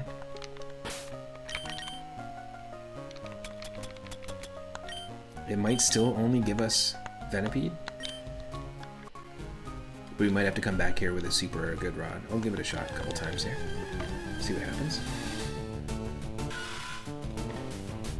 Yeah, I kind of see how Venipede has like a derpy face. I feel ya.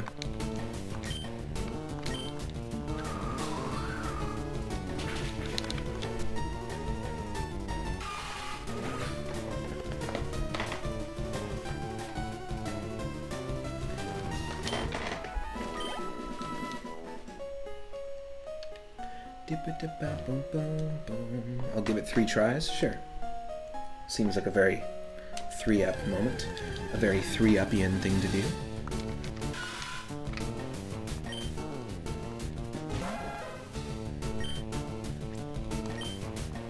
Benederp. Benederp. McGirdlebap. McGirdlebap. What kind of music do you listen to? McGirdlebap. Cool, cool. Does the quality of life include changing the font color based on move type effectiveness? Yes. So there's red, which I think is non-effective. No, not red. There's orange, which I think is non-effective. Yellow is like half effective. There's green, and then there's like bold black. It's not the best like color legend, so to speak, color palette that they choose. Color legend, I like that. Hot Top Mountain, that's what you listen to. Yo, Hot Top Mountain, you mean Hot Top Volcano from Diddy Kong Racing? That's the best.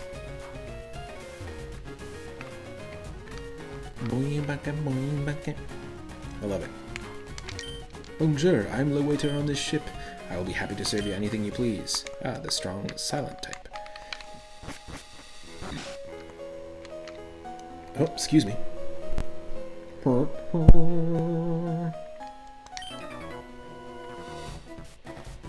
I am but a solitary traveler. My sole companions and friends are Pokemon I caught on my journeys. On my journeys.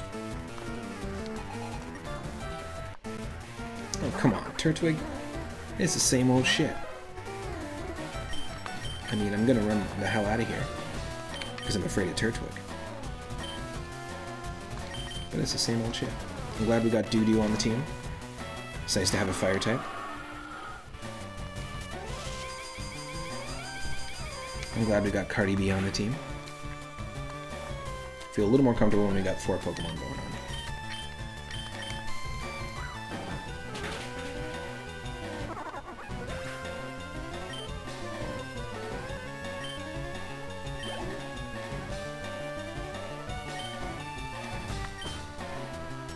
This trainer is channeling Kashmir.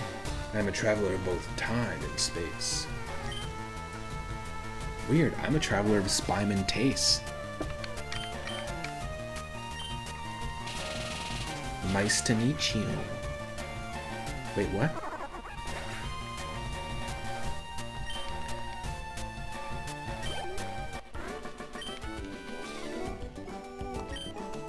I wanna write an anime. Because I can't make an anime, I can't draw anime. But I want to write an anime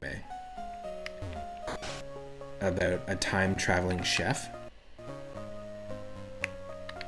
who needs to fulfill their quest to repair the time-spice continuum.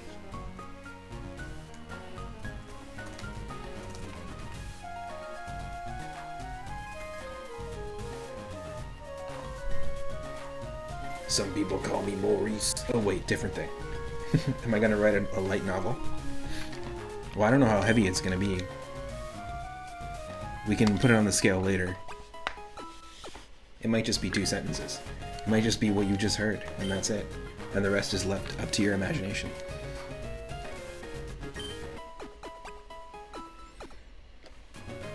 What, write a novel, sell it on Amazon? Never have to work again?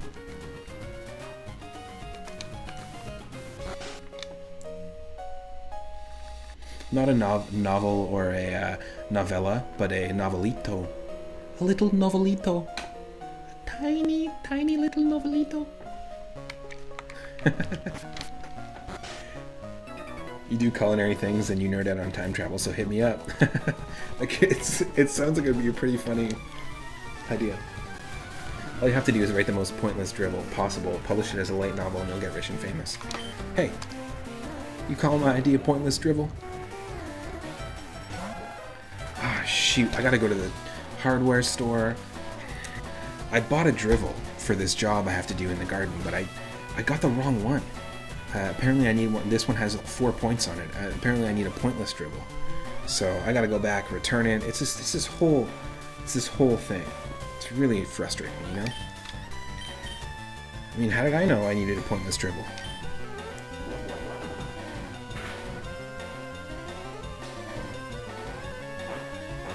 Oh yeah, Primer is a pretty weird movie.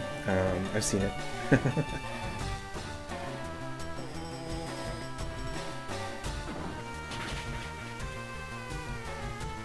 Primer's a pretty cool time travel movie. It left me a bit confused, I would say that, but it's definitely the kind of movie I feel like you want to watch like multiple times. And then when you're done watching it multiple times, you'll feel like you only just watched it once.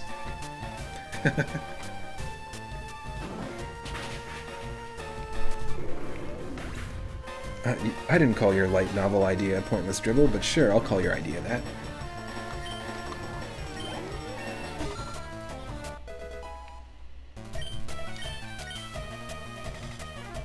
No, I do. I've only seen Back to the Future once, Back to the Future twice, Back to the Future thrice.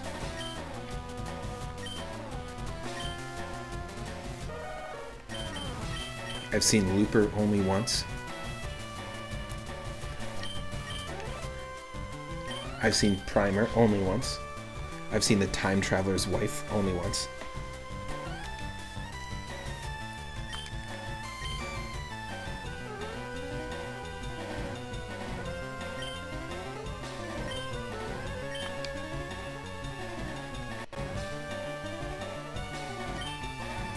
Killer Mike's not going to learn Powder. It's an interesting move, actually. You use it on a Pokemon, and then if it uses a fire move, it'll explode and do damage.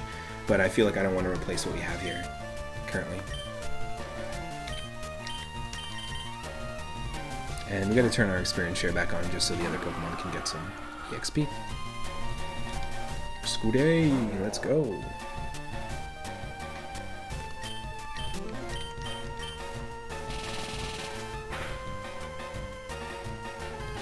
It hung on by the skin of its teeth.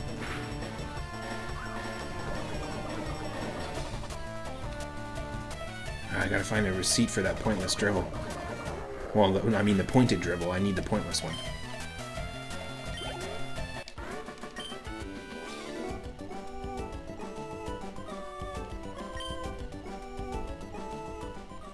Oh, sir, you can't cancel your pointless without paying $75. And we need at least 75 hours notice.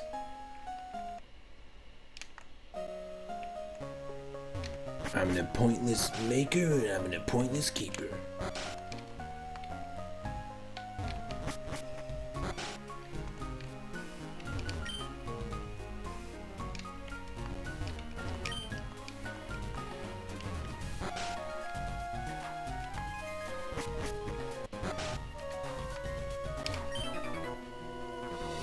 I love Pokemon. Do you?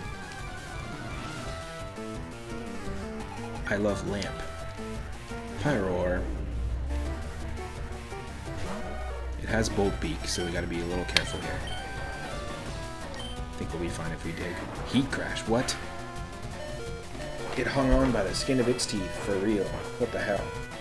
What the hell? Killer Mike. Coming in clutch.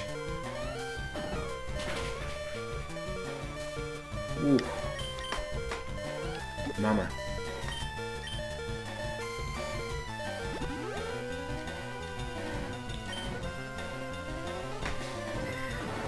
What the heck is Heat Crash? Surprised it's doing that much damage. Maybe ground type. We should resist fire a little bit. Jeez. Way too close.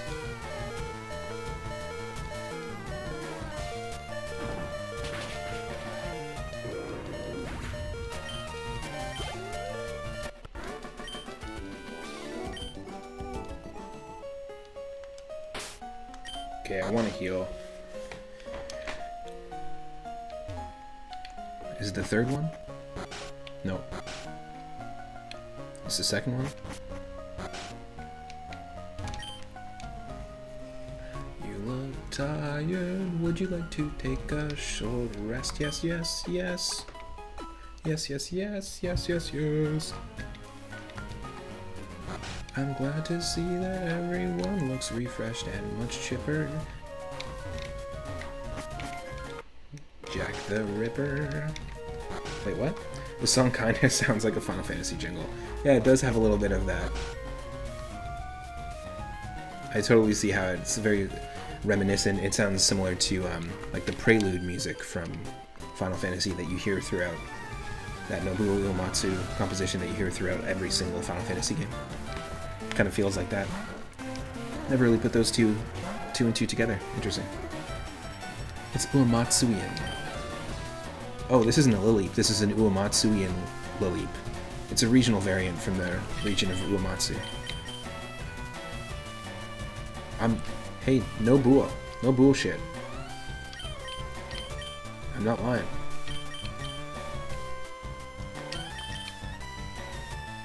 Grass Rock type. I'm actually going to use Scooty. We can trust in Scooty.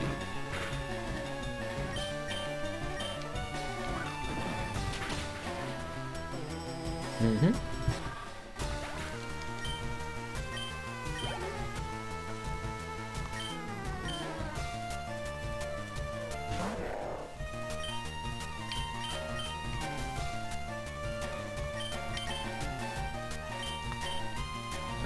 Poison Jab will do it.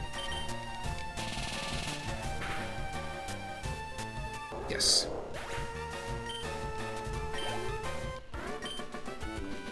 I still didn't turn on the experience share. That's super stupid. The whole point of it. The whole point of doing this is to get the experience all the way around. So stupid. Dum dum dum dum. Turn this freaking thing on so that everyone can level up instead of just Scooty.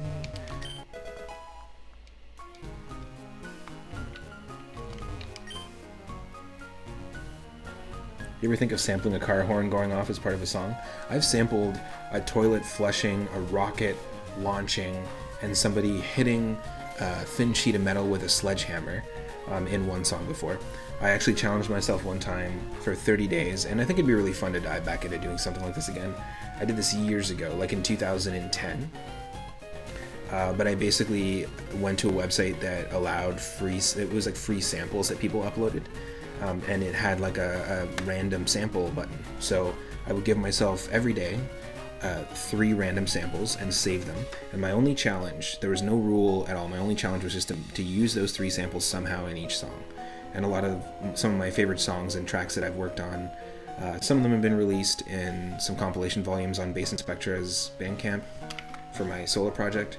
Some of them are still on my old computer, which is actually right here, and it could be really fun later to maybe see if I can crack into that computer and maybe find some old relics of stuff I've written and drawn and music and share them on Discord. Be pretty neat stuff. But yeah, a car horn for sure would be really neat for music.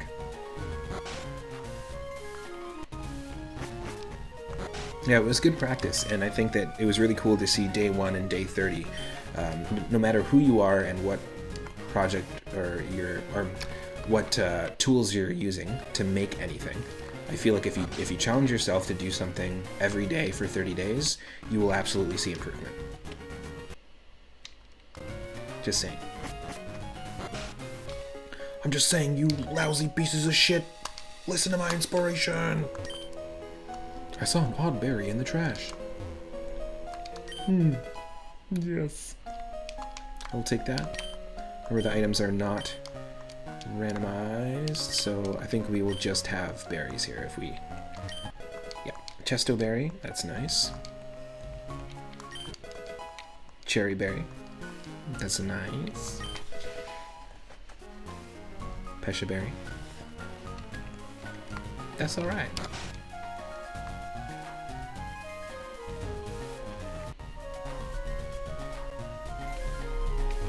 I think, yes, this is where we want to go. Got ourselves our first hyper potion, first one in the game. And I usually work my way from left to right. Hey, look, it's a pizza delivery man. A Cantonian pizza delivery man. It's a regional variant.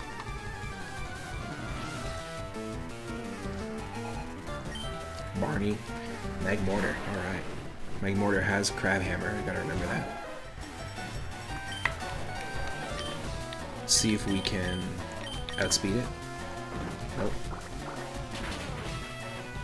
Ooh.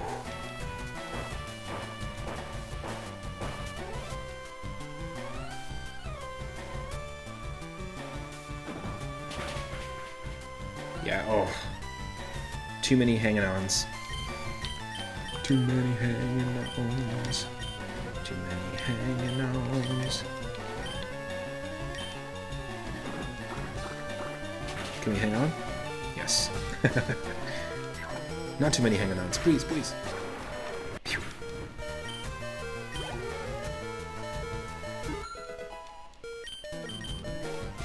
Scooty wants to learn Odor Sleeve? No. Non-damaging move. Cardi B.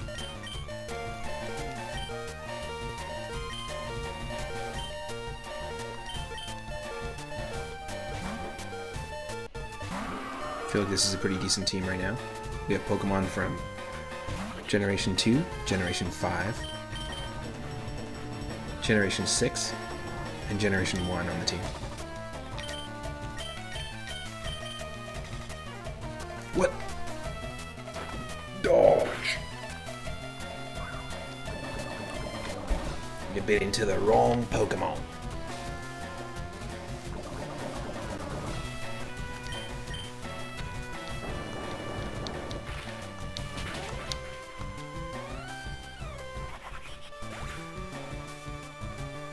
How about Generation Fun? What is this, an after-school special? Some sort of after-school special, eh? What is this, a crossover episode?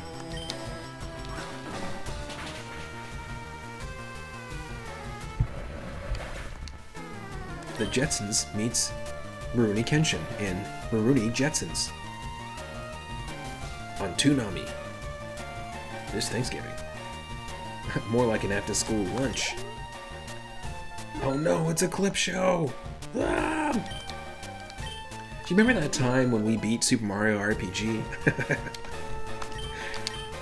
you remember that time when I climbed up, all the way up those super ridiculous to climb up vines, all the way up to Nimbus Land, to the peak of this ridiculous, stupid area in that game, in Super Mario RPG, and all we got was a goddamn scarf? You remember that? You remember that time? Pain split. Interesting. Now that's a kind of a risky move. I'm not going to teach it, but it basically adds up its HP and the opponent's HP, and then they equally split it. It could be a little bit risky in a Nuzlocke situation, so I'm going to say no to that right now, to be honest. That's fine. That's fine. Remember that time Bowser fought in the alphabet?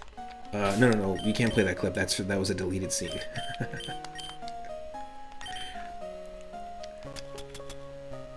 That's funny.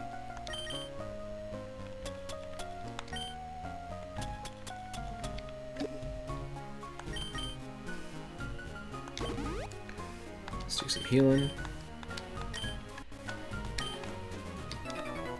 Remember that time Luigi suplexed a mansion? A phantom train in his mansion? Wait, what? I think that was Final Fantasy VI.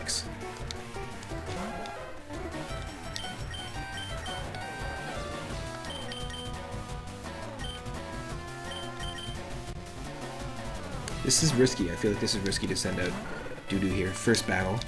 It's going to use Grass Whistle, which could have put us to sleep. Oh yeah, all three of these are... it resists. But maybe Dig will... maybe Doo-Doo can dig its way out of here. Ridiculous. Bulbasaur. What? No fire moves? What, you said you were a vegetarian? Fish isn't meat.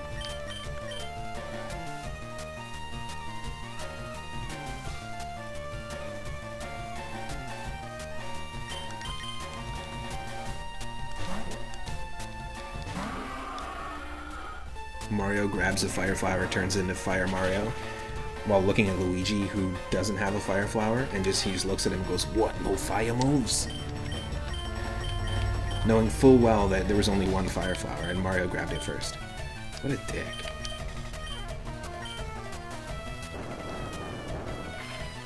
What, no microwave to heat this up?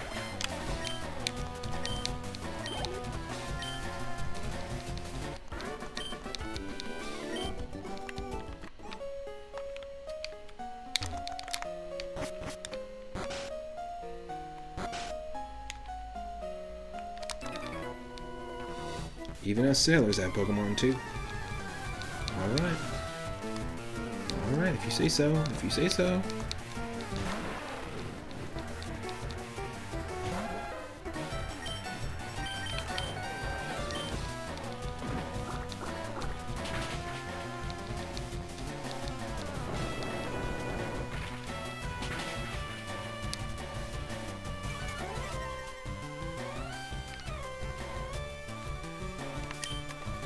Sailors get lonely too. They should not be getting lonely with Pokemon.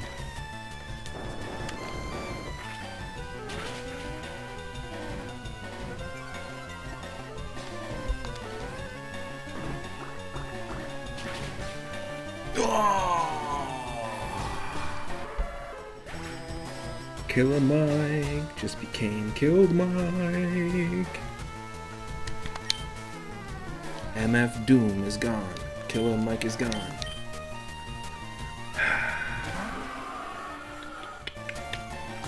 Unfortunate, unfortunate.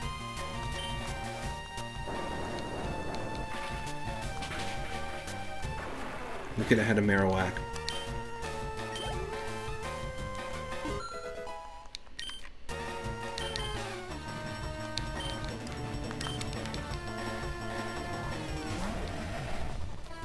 It's that crit. Sometimes you get hit with a crit.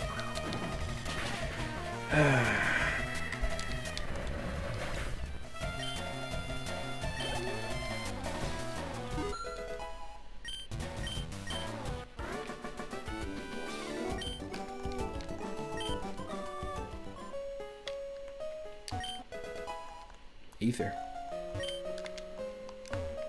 Something was telling me to go heal and then come back here. So you just gotta follow those instincts.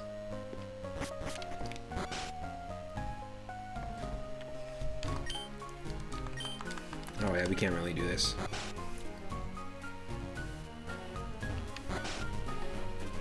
We gotta leave and deposit Killer Mike into the PC. Whoops.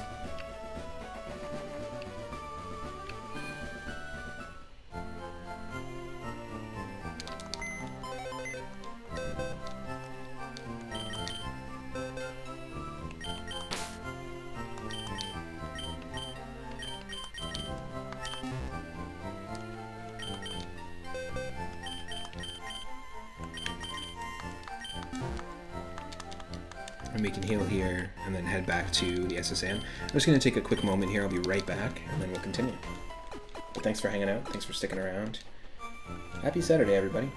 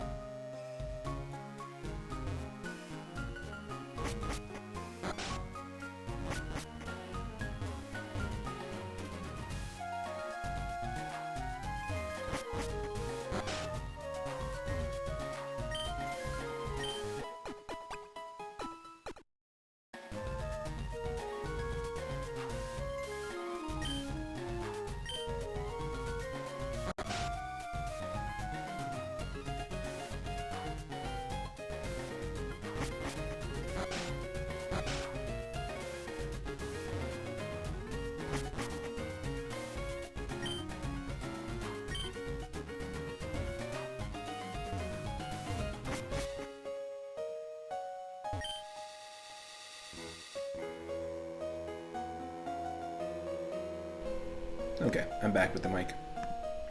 Our captain's a sword master. He's awesome at using cut. Oh, I feel ill. I got seasick, so I stepped out to get some air.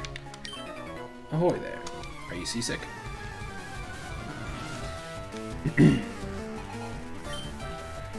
Oh, that's Let's do it. Level 17. They didn't want an Ivysaur, apparently.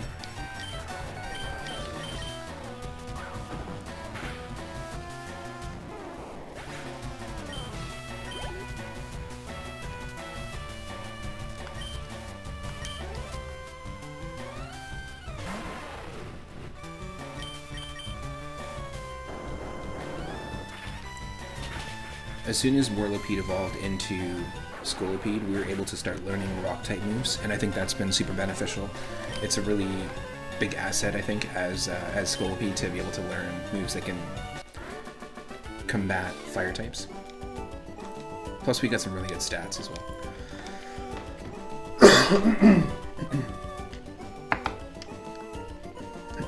Yep, controller died, so just 1 second.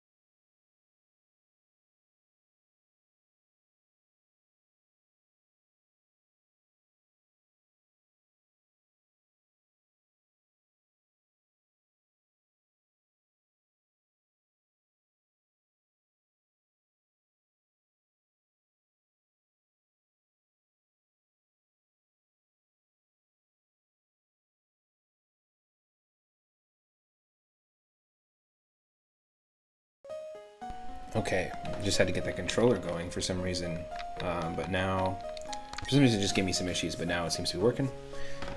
Let me just hide this, and there we go. Wow, scrubbing decks is hard work. Party's over. The ship will be departing soon. Hey, matey. Let's do a little jig.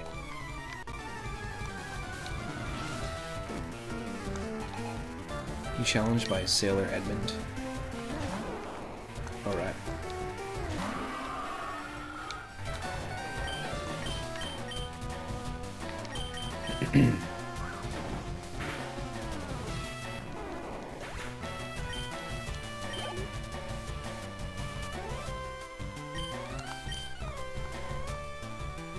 Should be able to use Rock Tomb here.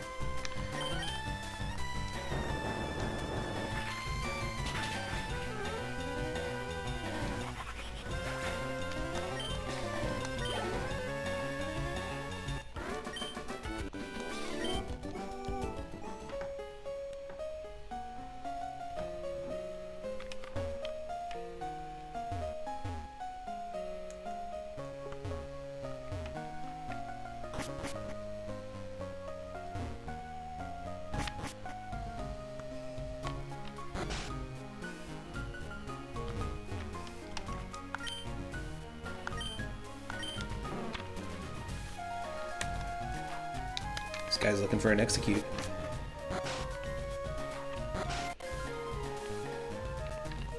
Another pizza delivery guy.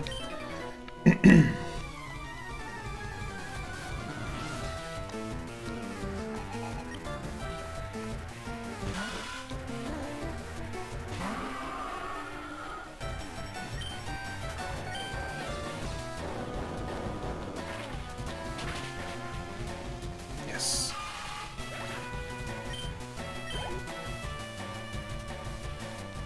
And we actually have 2 places to catch new encounters. We just have to wait until we get the Super Rod or the Good Rod to come back to Vermilion City and SSN.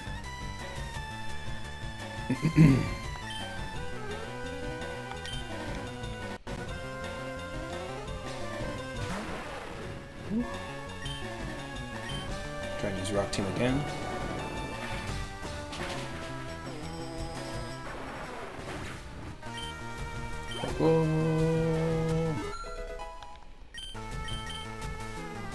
Dudu wants to learn Heal Pulse. Again, we're not going to be in that many double battles, so it's not going to be worth it. Pretty funny.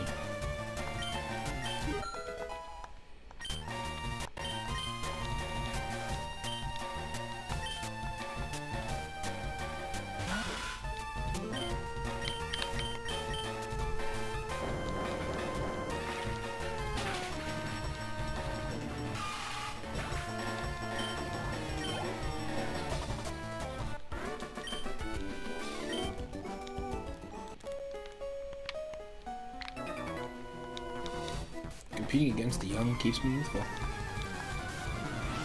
think this guy normally has a Growlithe. Nope, not this one. Maybe it's a different gentleman that we already fought earlier.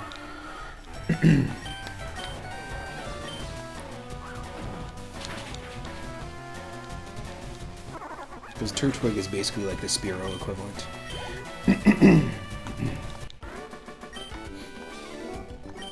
Ah, good match. I feel young again. Stardust. Perfect.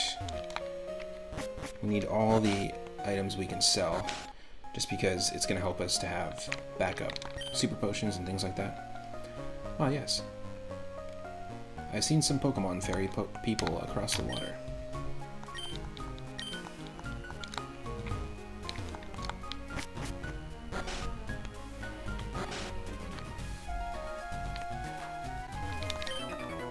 Which do you find more worthy, a strong or a rare Pokemon? Excuse me.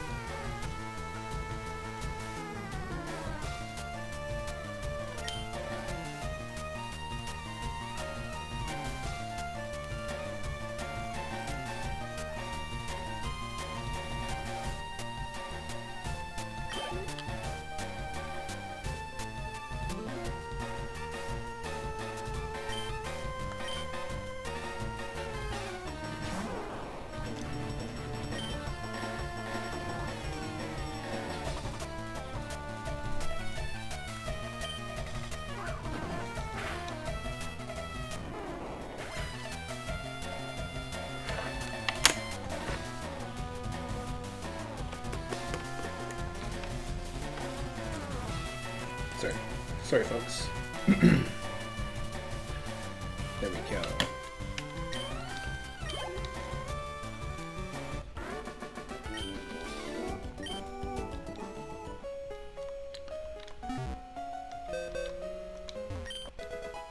Yeah, we can sell it. I don't believe I saw you at the party.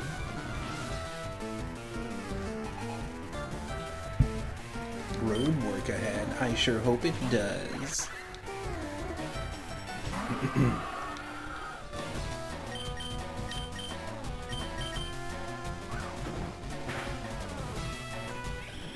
We've been fighting Hoopa since Route 1. Get out of here. Get out of here. Enough of your hoopla. Ya hoopla. Cardi B wants to learn how to bounce.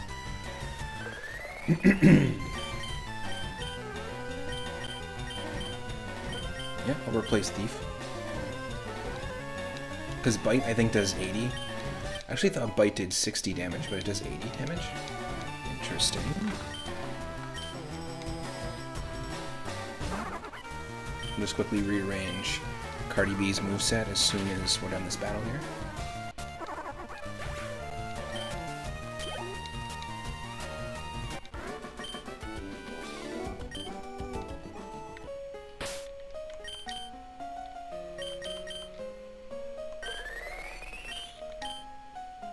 No, it's 60. Bite does 60. Okay, cool.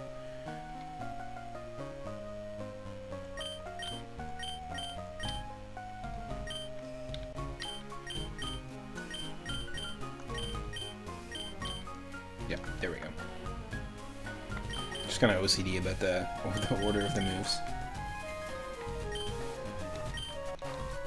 Alright, we're just about to take on our... Actually, I'm going to go heal. Then we're going to go take on our rival. We know for sure has a Feraligatr. And last time had a really cool, a cute new Pokemon, I guess, from Pokemon Sword and Shield. It was like a chipmunk. What? Lord Loki coming in with that raid. Party of 5, thank you so much. Welcome in. I don't have my alerts on, so...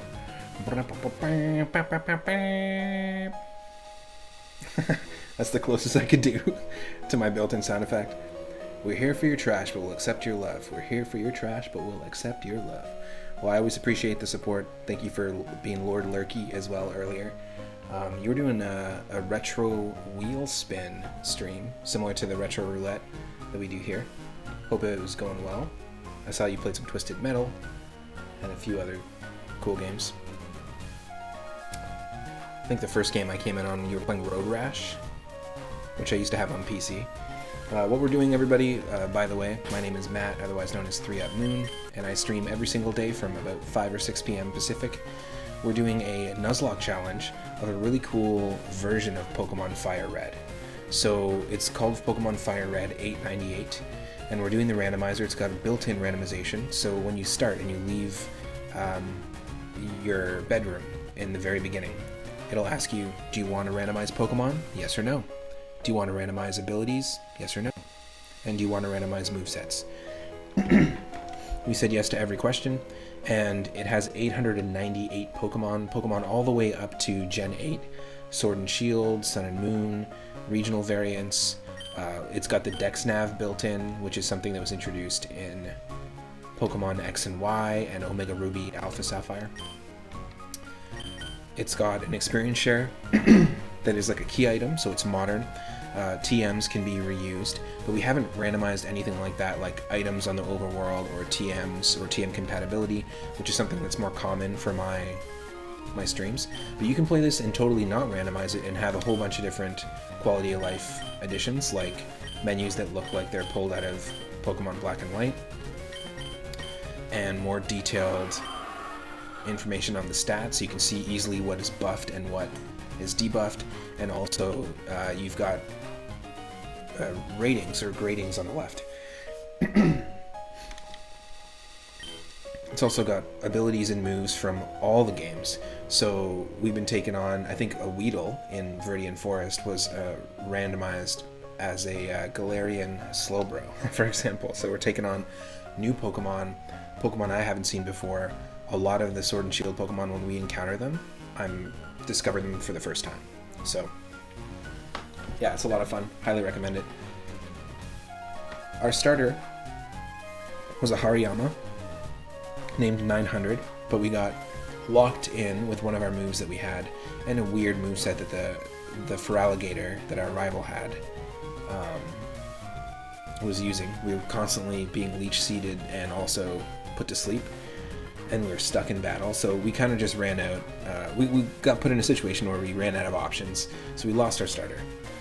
And for a while I wasn't able to catch a bunch of Pokemon until we came to the Poke Center before Mount Moon, and I ended up buying Scooty here as a Venipede, and evolving it. So this is our best Pokemon, the Pokemon we've had the longest at this point. Then we have Cardi B. We did have a few Pokemon on the team that we've lost at this point. We have Cardi B, the Vivillon, the sassy Vivillon, with Bite, Secret Power, Bounce, and Freeze Shock. And Doodoo, the Quilava we just picked up with Bolt Beak, really interesting move. Crabhammer, Super Power, and Dig. What no fire moves? Yeah, and this is basically it right now. We have the experience share on, and as you can see, it kind of levels you up pretty quickly. Cardi B was like level 17 just a few minutes ago. And it's something that I experienced when I played Pokemon X and Y for the first time too, that when you just turn it on, it's a key item and not a held item anymore. It just changes the progression, and it also I found that I was overpowered at least twice in my first playthrough of Pokemon Y. So to me, it took a little bit of fun out of it, but to each their own. But yeah, I hope you had a fun time over at Loki's channel. It's always a good time there.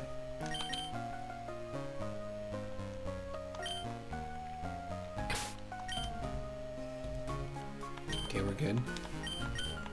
Did we pretty much do all the rooms? Me and my daddy think the Safari Zone is awesome. I wish we can go there again.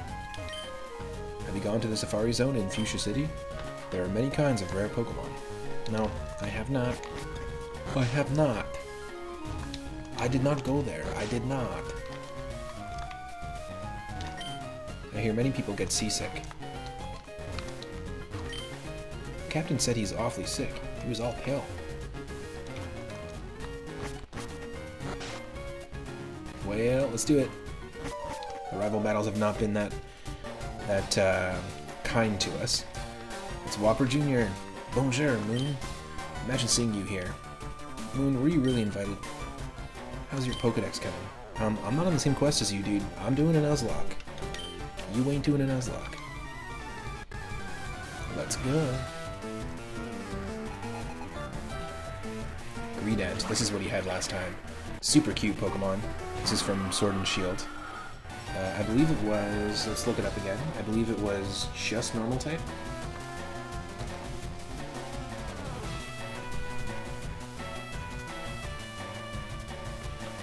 Let's see. Greedent. The greedy Pokemon. It's normal type.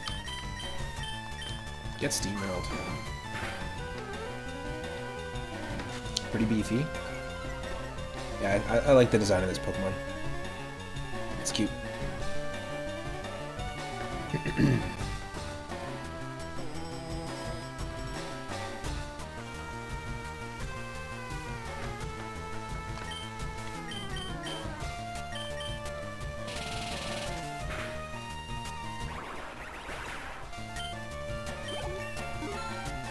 $35, wow.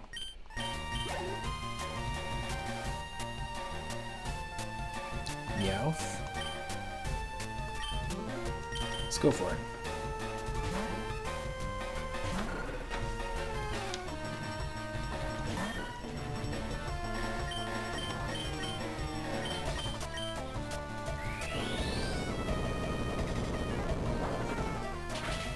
Overkill, perhaps. Doodoo's defense fell. No, Doodoo! Don't drop your guard! Yeah, we're definitely not keeping you out with Marshtomp. Are you kidding me? Heck no.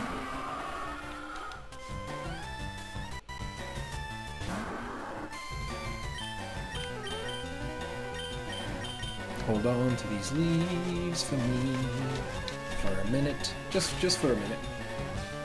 Thank you.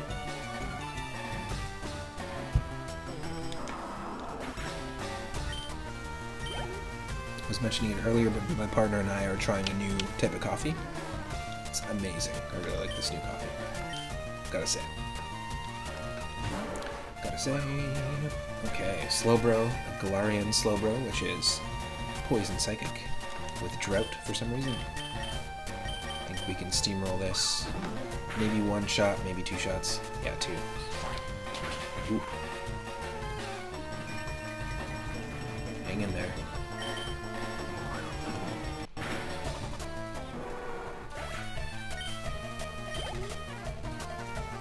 Now this is a 1-for-1 randomization, just a reminder. When I do these, most of the time I'll randomize it a little more chaotically.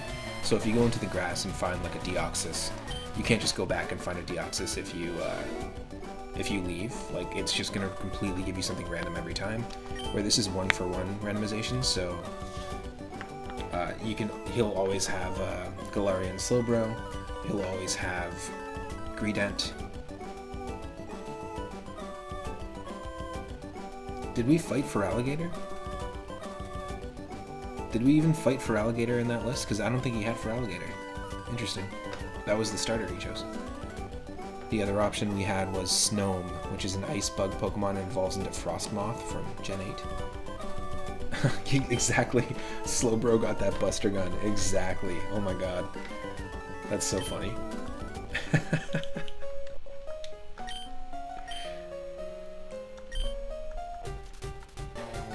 I prefer Slowbro X. And actually the Slowbro EXE games are pretty cool. Or Slowbro Battle Network on the Game Boy Advance. Those are really fun. They got a really unique battle system. And everyone was always talking about Slowbro Legends, but I've never, just haven't played the Legends games. They look really cool though.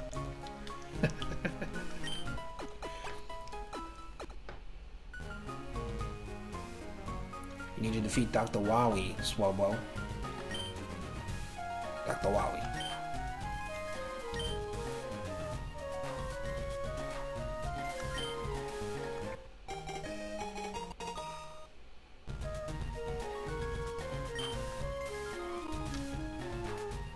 Get me out of here.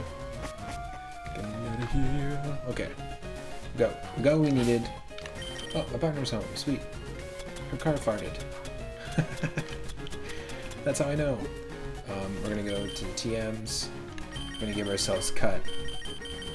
Somebody's gotta be able to learn cut. Scooty and Doodoo. Scooty Doodoo. Okay, Doodoo wants to learn cut. We'll give it to Doodoo, not Scooty. 85, 100, 190, 120, 100, 80. Ooh, wow. Oof. My. Hold on. Maybe we do have to teach it to our starter? That would suck. Hi. Okay, so let's see if we can actually do this.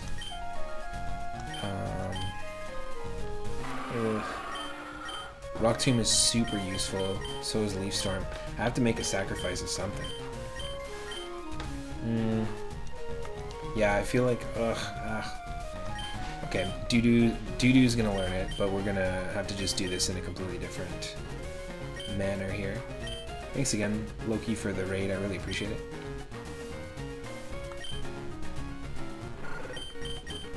I kind of want to keep ground. Alright. You know what? I'm doing it. I'll replace Superpower. I feel like it's got the adverse effect. It's only got 5 PP. Maybe that was a dumb move, but I want to keep Dig. And I think Bolt Beak. Yeah, Bolt Beak's awesome. If we move before the target, if we're faster, then the power of that move is doubled. And if we look at our stats, we have 48 speed. That's pretty good. That's 10 levels difference. Yeah, that's pretty good. That's pretty good. Region Pokemon assigned to be HM moves is such a nice quality of life improvement. Just like call off this Charizard. Oh yeah, and then they'll fly you somewhere, sort of like Pokemon Legends Arceus. How you can just like tap a button and be like, oh, I've got my Ursaluna. I've got my Ursaluna on my team, which is separate, which I evolved from an Ursaring. But Ursaluna, if I'm just calling upon Ursaluna, then I can just quickly switch between that and Hisuian Sneasel and Braviary and all that other stuff. So it's pretty neat. I think that's a cool thing. I feel like that's sort of where they took the motorcycles in the new game. But we'll have to see. I just want to ride my motorcycle. Cool.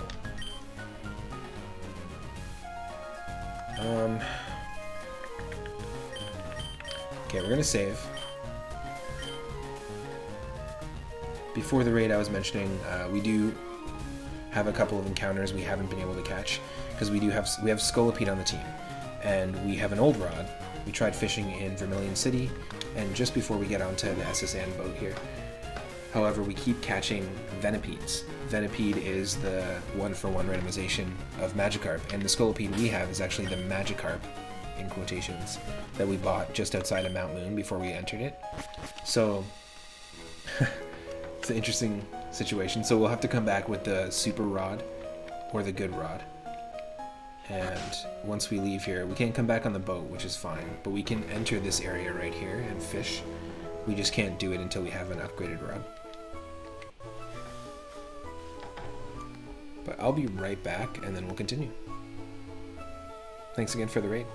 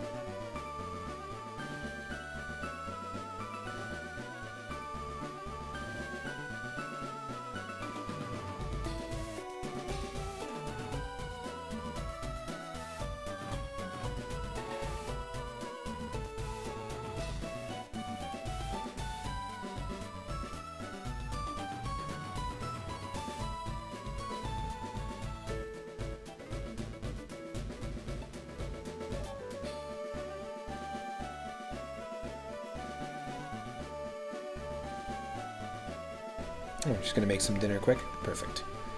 I had some food already. We're gonna have some dinner here in a little bit as well.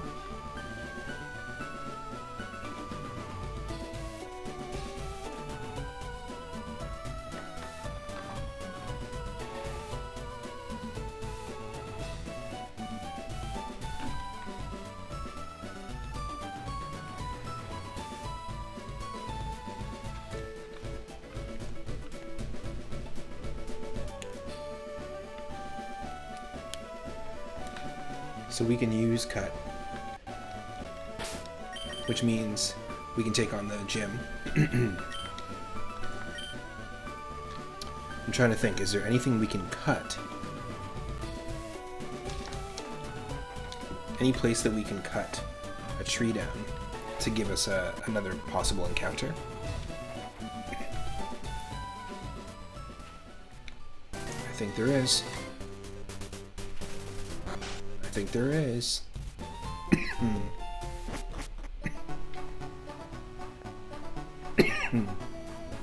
Excuse me.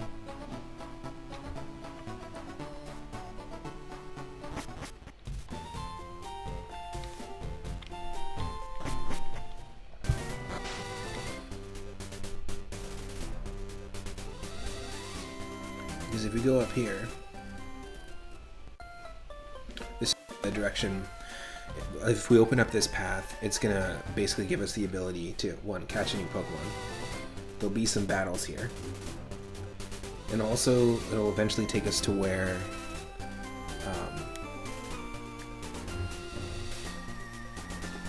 is it Rock Tunnel that it takes us to? It takes us to the power plant, for sure, where Zapdos is usually found. We'll have to see.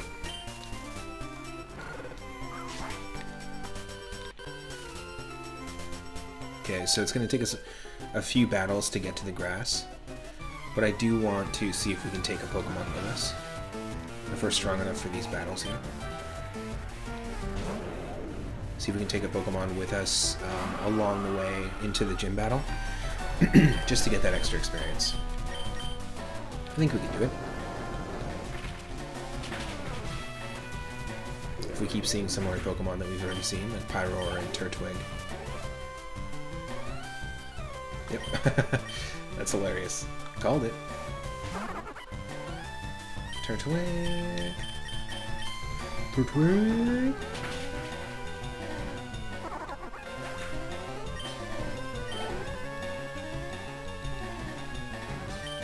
Another Pyroar.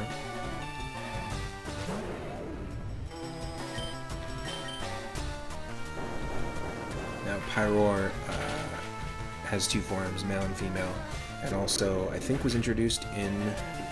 Ooh, let's see if I get this right. Pokemon X and Y?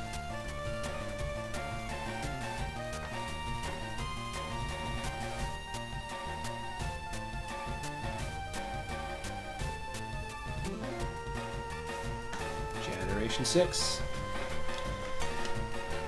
Pokemon X and Y. Got it right.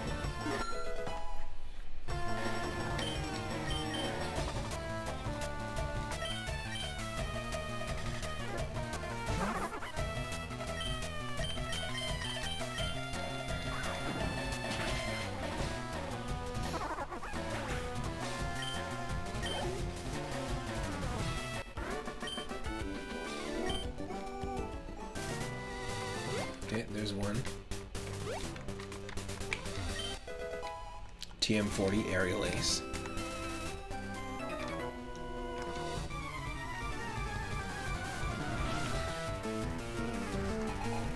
Hyper Jeremy sends out Bulbasaur. Perfect. Perfect.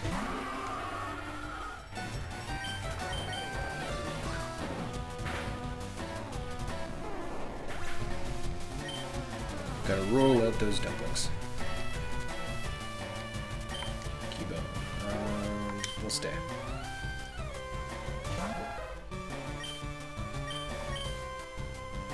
We did have a Cubone of our own, but unfortunately lost Killer Mike earlier.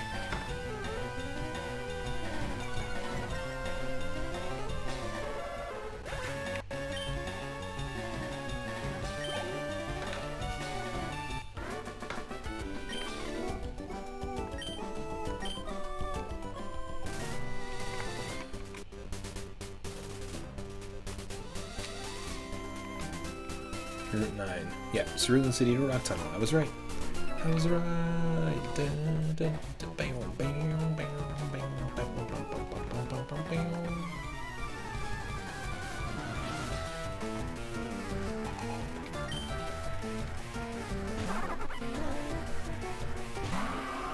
Did I hear that someone's put together a Final Fantasy Tactics TTRPG game? What's a TTRPG game?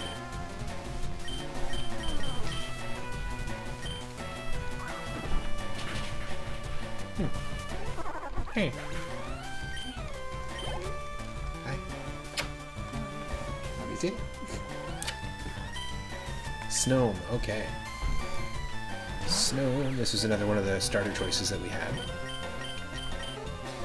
From Gen 8. Bug and Ice type, which is an interesting combination. And Frostmoth is really cool, its evolution. Oh, tabletop. Tabletop RPG. Interesting. A Final Fantasy Tactics tabletop RPG. That's really interesting because there's so much complexity to the classes and just how everything works in the original Final Fantasy Tactics. That's pretty neat.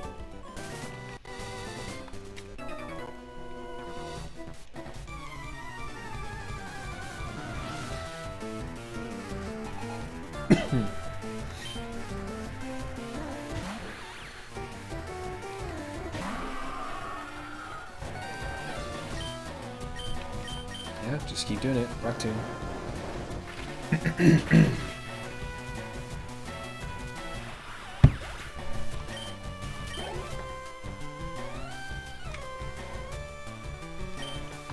Another snow. Actual bugs, though, for a bug catcher. That's surprising. Double snow minute.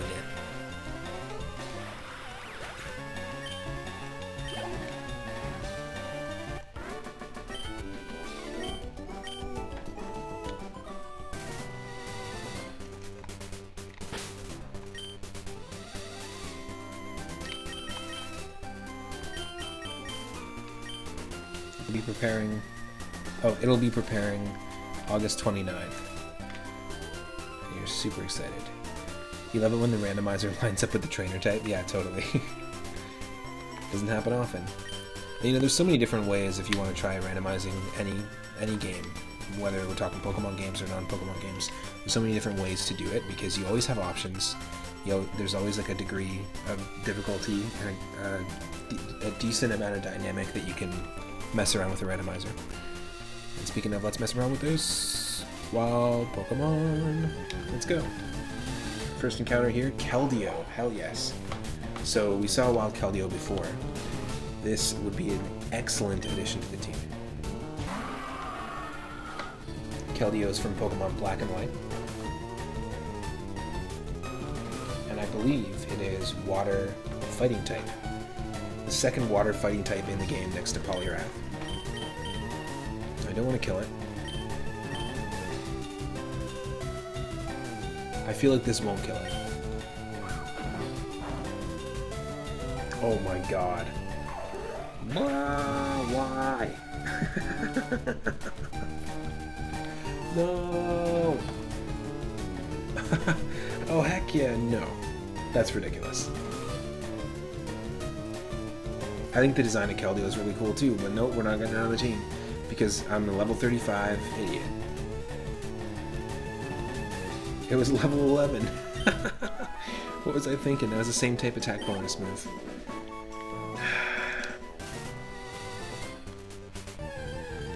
Well. You know what? At least it wasn't another Darkrai. The third attempt at a Darkrai.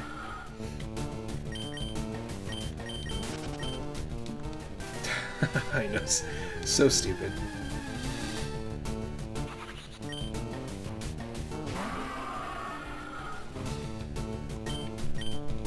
That was like Mike Tyson fighting a baby. Yeah, I might have overdone it. I just couldn't hold myself back. Hold me back.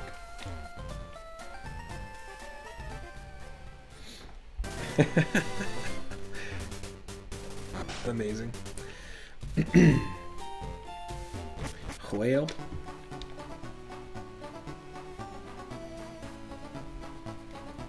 I basically just punched a baby horse and one-shot it.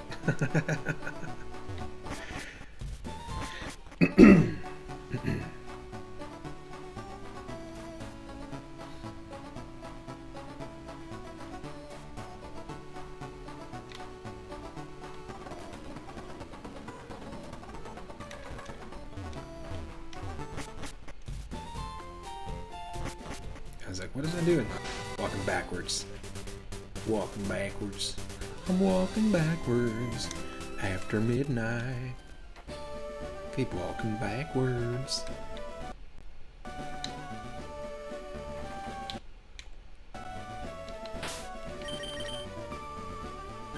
Yeah, let's do a heal. Let's do a heal. And let's take on this gym. Third gym, everyone.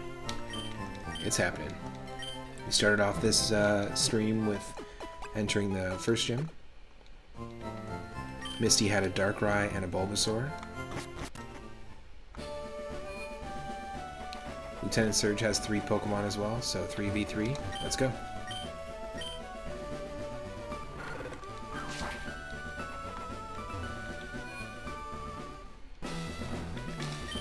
Yo, champ in the making. Lieutenant Surge has a nickname. People refer to him as the Lightning American. What? He's an expert on electric Pokemon. bird and water-type Pokemon match poorly against the electric type. But he's going to be bringing a whole randomized team, so none of this matters.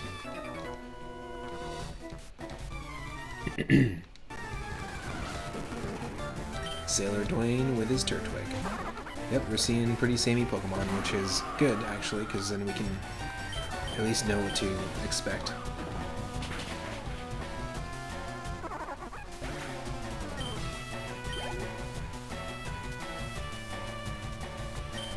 Okay, double Turtwig.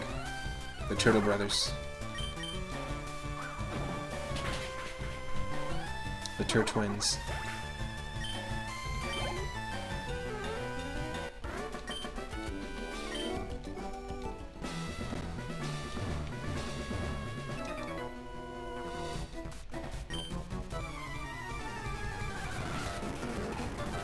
Engineer Bailey, Mime Jr. You can handle that. Psychic Fairy type.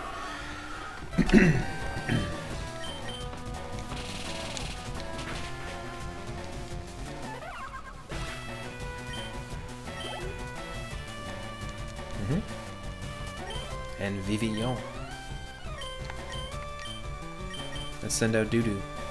Send out your doo-doos.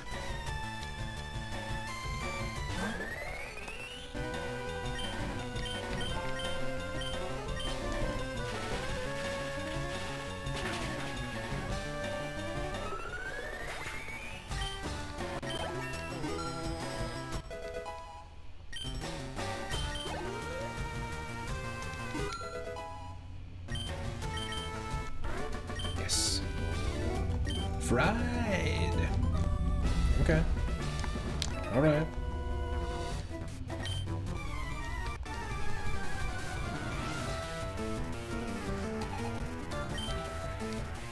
Another Turtwig.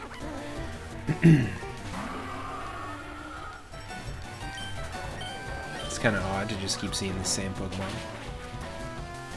Won't question it though. Just take the experience and run. Take the gun, leave the experience.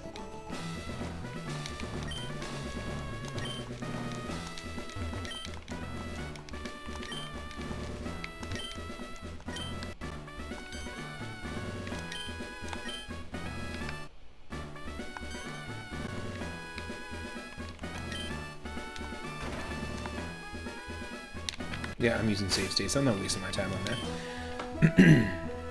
Alright, here we go. We have a level 35, a 26, and a 23. Lieutenant Surge has a level 21, an 18, and a 24, so I think we're going to be okay. There we go.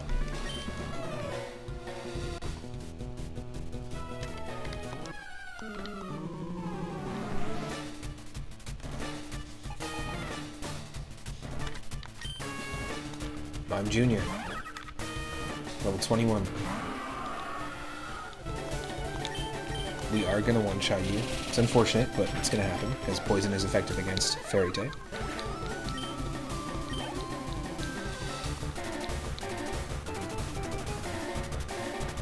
Surge, you're going to use a Turtwig too? Come on.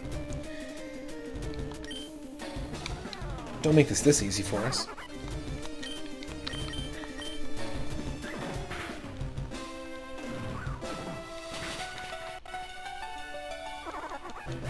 I mean, I want to progress and get to the Elite Four, but not like this, man. Not like this. Okay, Snow, come on. Really? Doo-doo. Doo-doo. What you doo-doo?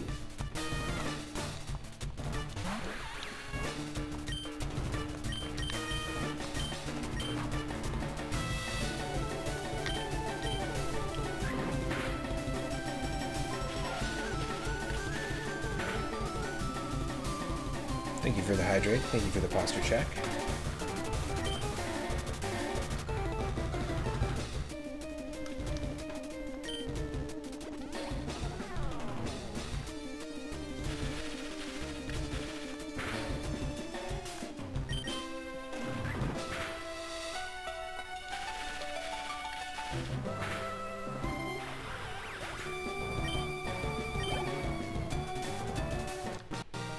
That's it. Fairly easy battle. Well, so was Misty too, with Bulbasaur and Darkrai. Just because we had Steamroller, and Bug is strong against Grass and Dark-type moves, or Pokemon. So, we just got lucky. There we go, 3 badges in. That's the closest we're going to get to a 3-up moment, so if you got that 3-up moon emote, or if you're a follower and you have the 3-up emote, drop it in the chat.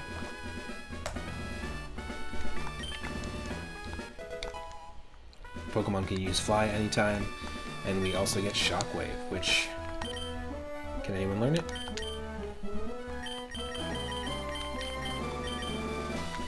Nope. Oh, gotta save.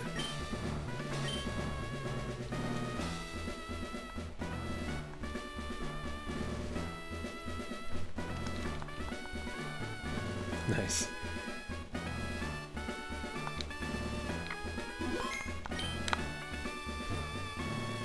So I guess what can we do now? We can move in what direction now? I guess we can continue towards the rock tunnel.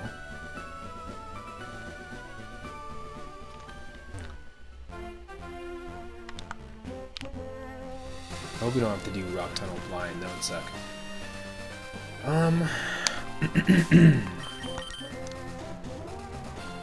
Yeah, let's go to the Poker Center. And let's take on the trainers to the right there. Oh, what's up here? Hello, Moon. How are you doing? It's me, one of Professor Oak's aides. Yo, Chibi, welcome in. How's the Nuzlocke going? It's going pretty good. We just beat Lieutenant Surge. I'll do a quick team recap for you. We don't have our starter Hariyama anymore, 900 the Hariyama, and we did lose a few Pokemon along the way, but not too many. This is very different than my Pokemon Emerald run, which we had like 3 rows of 6, or 4 rows of 6 Pokemon that we caught and also lost. We lost a Wimpod, we lost a Cubone so far, including our starter Hariyama, but this is our Scooty, the Scolipede. The most recent catch right here is Quilava in Diglett's Cave, Doodoo, and Vivio, met in Route 11, Cardi B. So we have a few names in the queue, and I don't know where we're going to get necessarily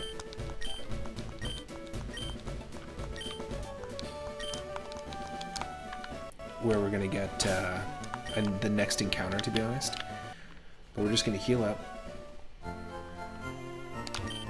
Yeah, recently Chibi has been doing Pokemon Black and White. I think you're playing your first playthrough of that game, right? You're just doing a regular playthrough of it?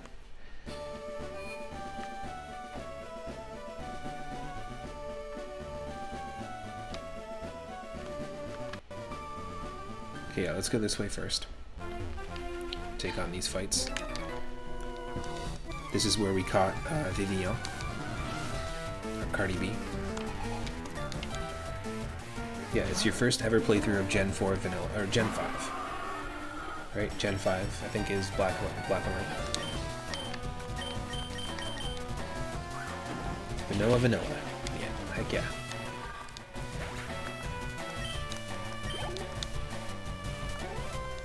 I really liked Black and White when I played it. I don't really remember too much of Black 2 and White 2, the sequels.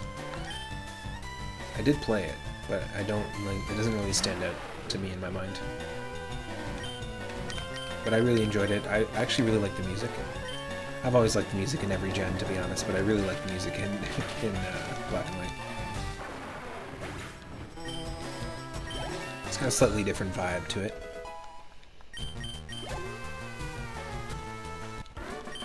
36.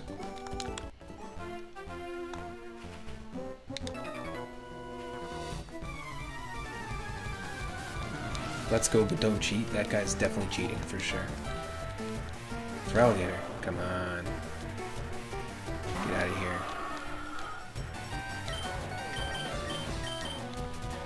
Hold on to these leaves.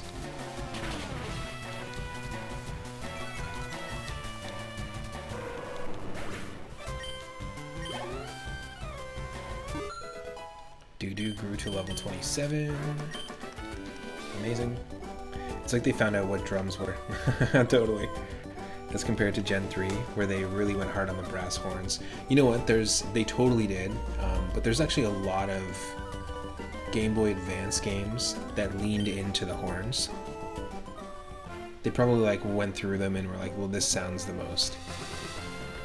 There's a lot of brass and stuff, like timpani and horns and stuff, totally.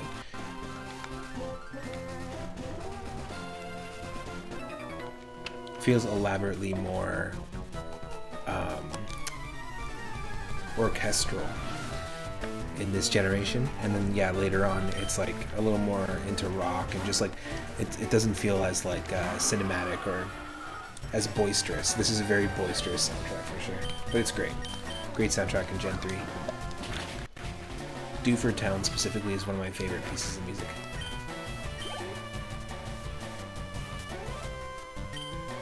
And also the Jagged Pass, when we were going down the mountain towards Lava Ridge Town. That's some great music too. For context, Chibi's saying Gen 3, Fire Red and Leaf Green is your favorite gen. Yes, the horns of Hoenn, exactly. Makes sense. For me, Gen 2 is for sure my favorite gen.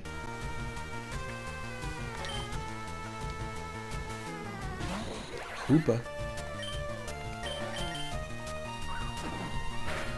Hoopa you talking to?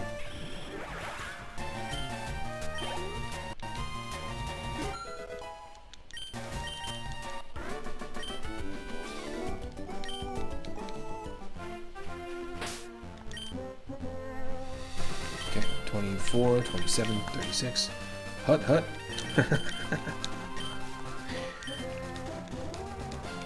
Coming this spring, Pokemon football.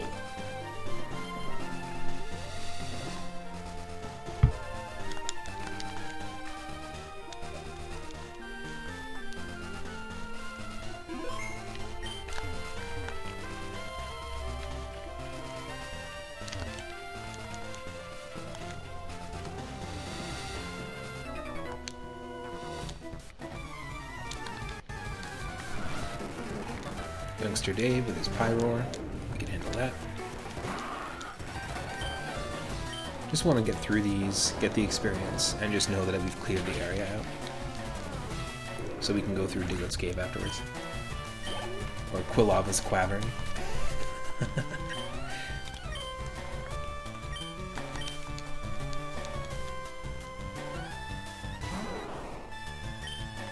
Another Bulba. Another Bulba. Egg Dog Bulba. That's what I want to see. To the point that I'm literally typing that in an AI generator right now. It's just too good.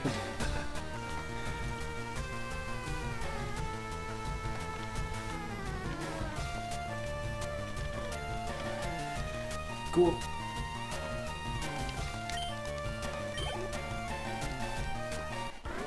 Egg Dog Bulba. My god. It's comedy gold, I tell ya. And that's right, I made the joke, I tell you if it's funny. It's pretty normal. That's how things work.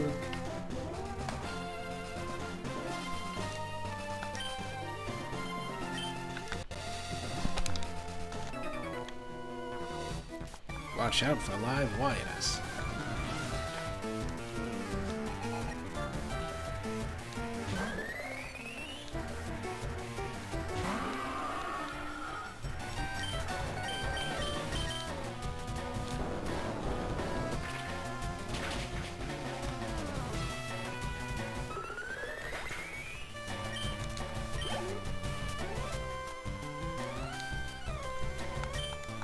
Gonna stay in.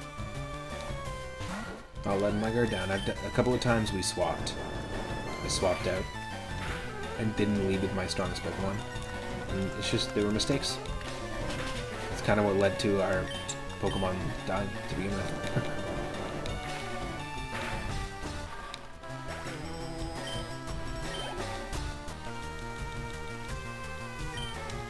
BBL.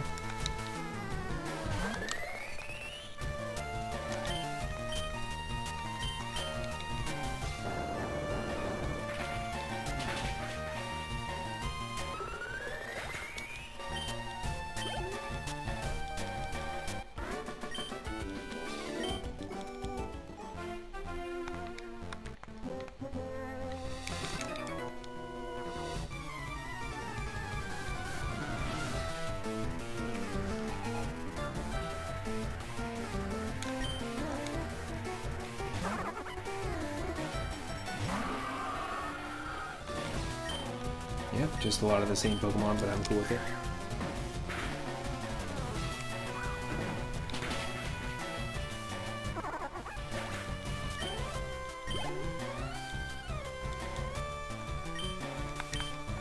I really like Turtwig. I think Torterra is one of my favorite fully evolved starters, design-wise. It just reminds me of Discworld, and just looks really cool. Love the idea of a bonsai tree on the back of a turtle.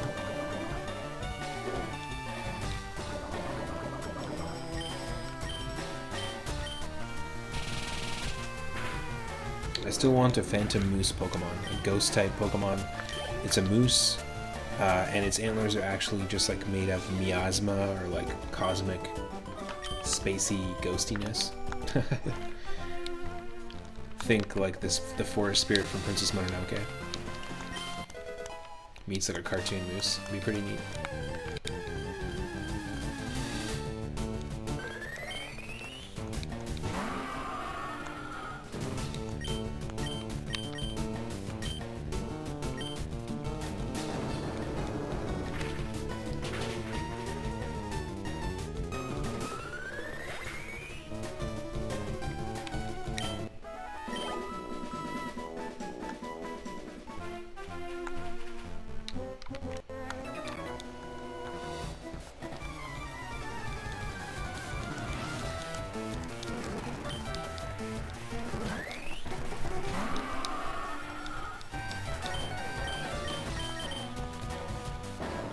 Pretty good. We're getting lucky that we're running into the similar Pokemon and Pokemon that we can one-shot. Can't just bank on the fact that we're 15 levels higher at the moment. Because I've definitely, in a Nuzlocke randomizer, been 15, 17 levels higher and been one-shotted before. Cardi B wants to learn Happy Hour. What's that? Normal type move. Using Happy Hour doubles the amount of prize money received after battle. Nope, don't care.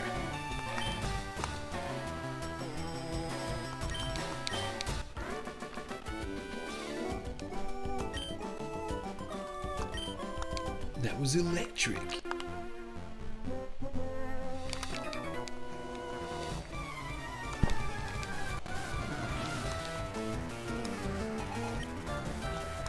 Turtwig.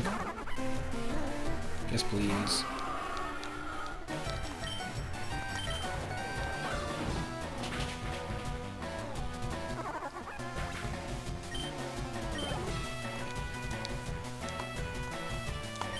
And snow 'em.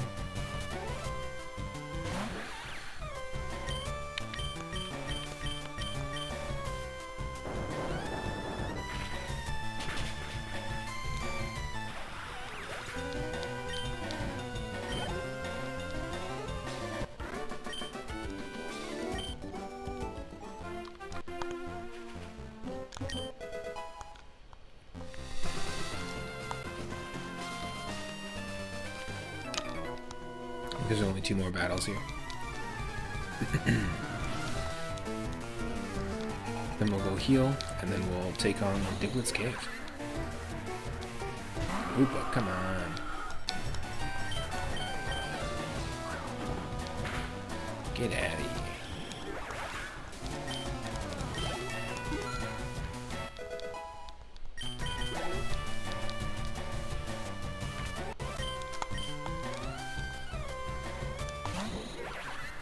Again.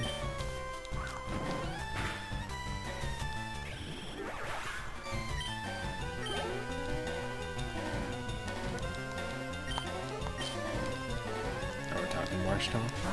We're talking Marsh Tomp.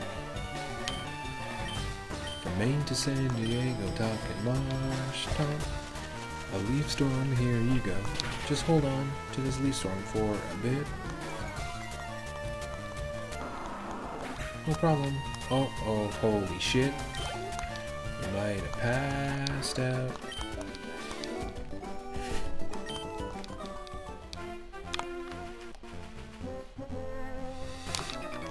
Final battle.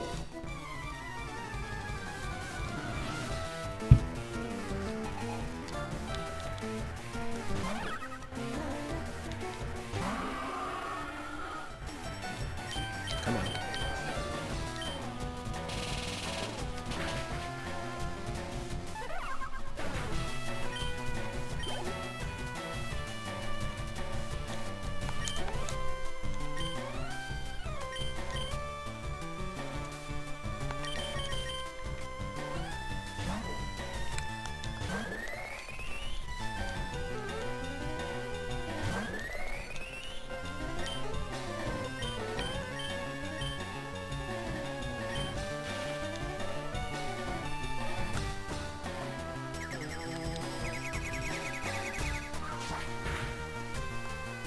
Butterfly battle.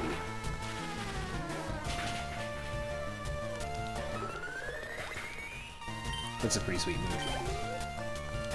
Sort of like Sky Attack, but it's electric type. Or, sorry, but it's ice type. Right? Is it ice type? Yep. Electrically charged ice. TM31 Brick Break, hell yeah.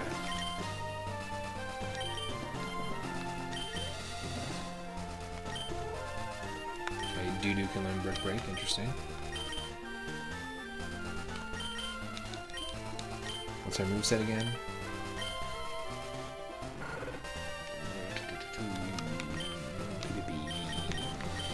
Nope.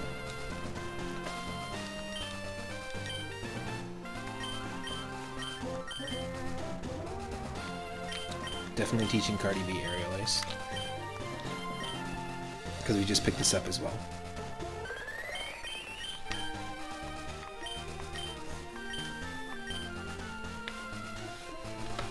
I'm gonna, yep, replace Bite.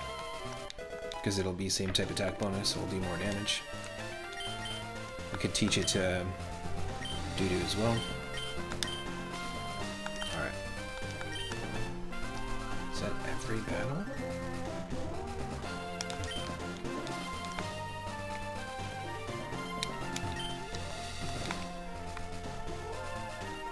Yep, it is. Perfect. Let's go heal.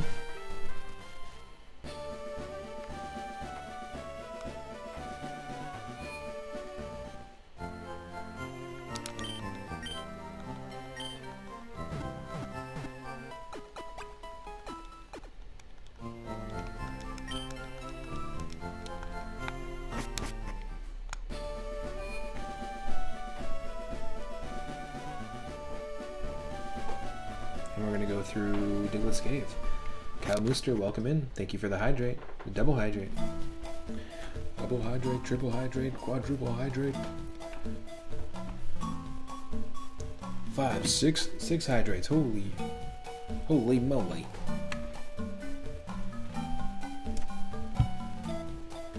Thank you. Welcome in. It's triple effective. We've already caught our Quilava here. Our Doodoo was found here. Oh my, and here we go. Idarama, I remember you commenting on how Galarian Slowbro looked pretty cool. This right here. Slowking, level 20. Galarian Slowking. Imagine we caught this. Yes, Cal, randomizers are super hype. This one is also really, really fun. I don't know if you played this before, but Pokemon Fire Red 898. It has Pokemon and abilities and moves all the way up to Gen 8. Really, really fun. And it randomizes itself. Like, you don't randomize this separately. It's got options right when you leave your bedroom in the very beginning. It asks you if you want to randomize abilities, moves, or Pokemon, and that's basically it. You can't do anything more nuanced with it. But it has a lot of really cool quality of life improvements. I'd highly recommend checking out. Gotta steamroll it. Gotta steamroll it.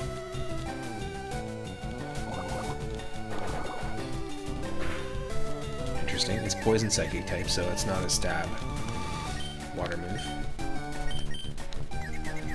So he's confused. Hurts itself. Damn it.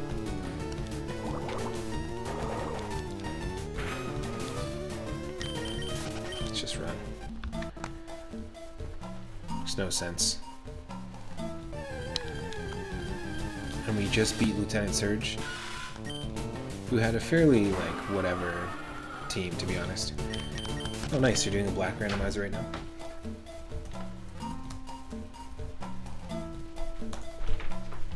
Right now, also,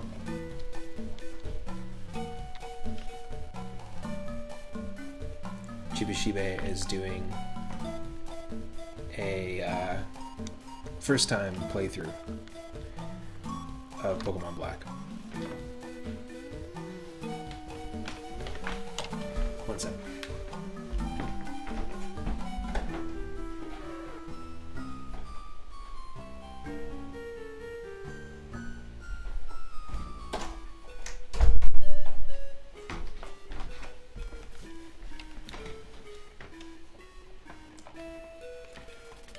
You're doing a bird lock right now, he just doesn't know it. That was earlier, we just had bug Pokemon. Same thing, bug lock, just didn't know it. Currently in your black randomizer, you have Moltres, Blaziken, and Lombre. Nice. So yeah, here we have Scooty, who was actually a Venipede, and it was essentially our Magikarp equivalent. We bought this Magikarp for 500 bucks outside Mount Moon. Doodoo we just recently caught in the same route. Or actually, sorry, in this cave. And then Cardi B we caught in the route we were just in with the trainers. Route 11.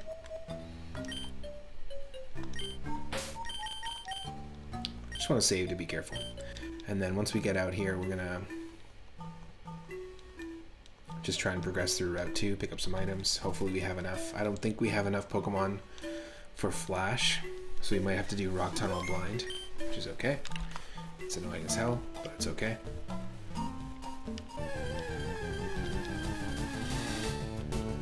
I've done it many times. Yes, we had an option to get a Keldeo as well, and I totally one-shot it.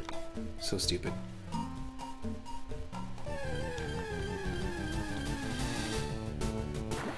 Whoa, Toxel. What the heck is that? Never seen it. This has got to be Gen 8.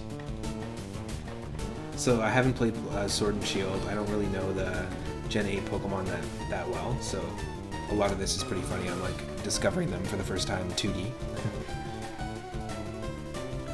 Toxel, it's a baby Pokemon. Electric Poison. It evolves into Toxtricity. The Toxtricity of the city. No. That's it? Just Toxtricity? Interesting. At level 30, if it has a specific type of nature and it's a whole list of natures, it'll evolve into Toxtricity. And it has two forms, the amped form and the low-key form. So it all depends on the ability you have. Interesting. What the heck is with the design of this Pokemon? Toxtricity? Wow. Really funny.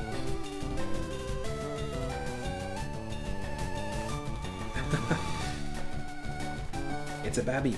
Good baby. Cowmooster says, my team is the world. The world, the Dialga. Sanji, the Blaziken. Funny Man, the Lombre. Moom, the Umbreon. Great name. Doggo, the Raikou. And Hot Chicken, the Moltres. Hot Chicken. I like it. That's funny. Okay, I'm gonna perhaps just run. Because of course we can't catch anything in here. Still really cool though to see that you can find a wild Toxel in here. Electric Poison, pretty neat moveset. Or type combination.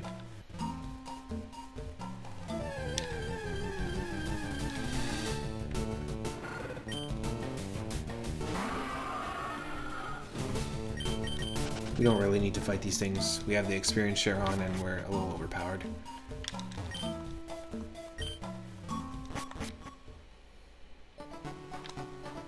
don't think we're going to be able to actually get Flash. We'll try.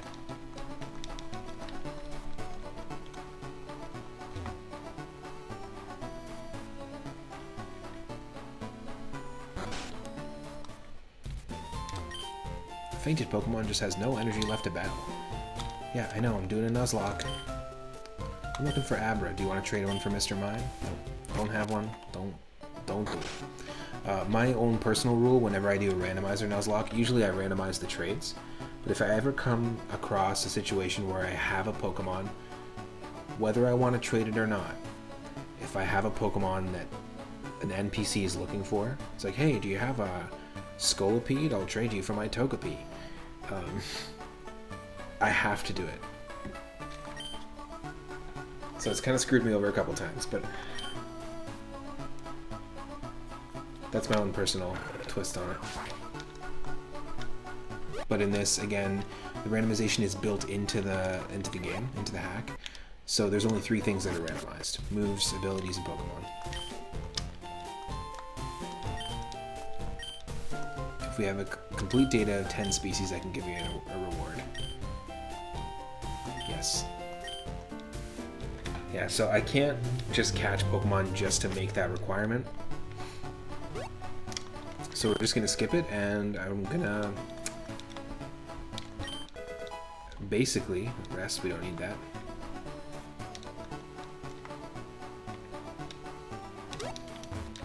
We'll skip it, and I'm basically going to do Rock Tunnel blind, but before we do that,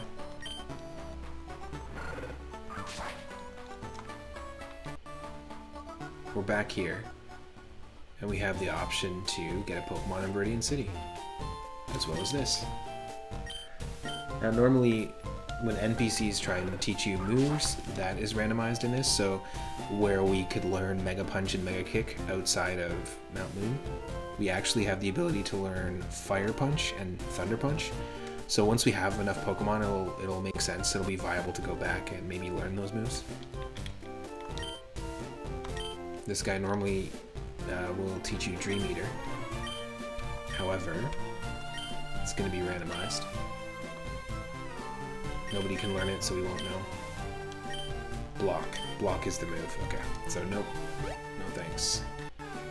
Just means they can't escape. They can't run away from battle. Oh no, we have Old Rod again. I keep forgetting. It's not chaotic randomization, it's Venipede. Exactly.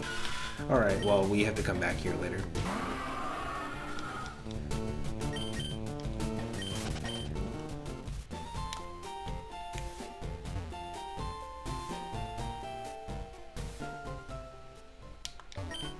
We need a Super Rod or a Good Rod.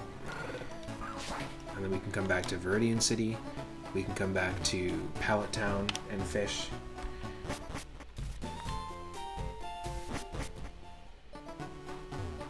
We can go back to the entrance of Essasan and to Vermilion City. So lots of places to fish for Pokemon. But the thing is, once we catch one with Good Rod, we're probably going to end up running into those 2 Pokemon we already have. So it might just not be super viable to do it. It's all good. Oh, let's grab our fossil while we're here. Only makes sense.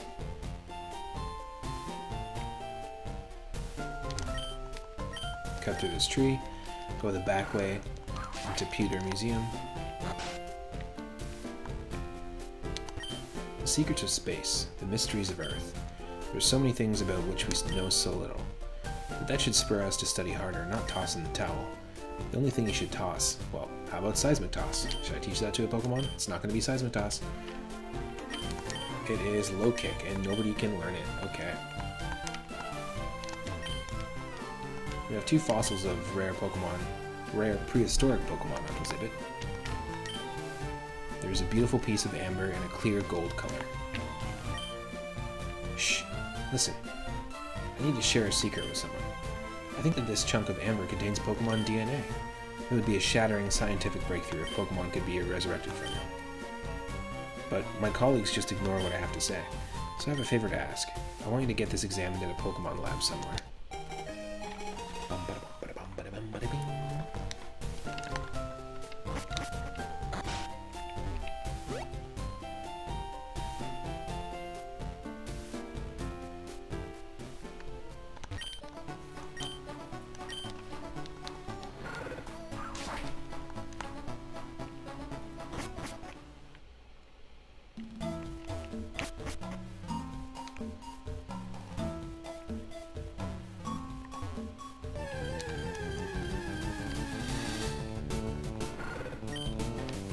We're heading back. I think we have to go to the rock tunnel.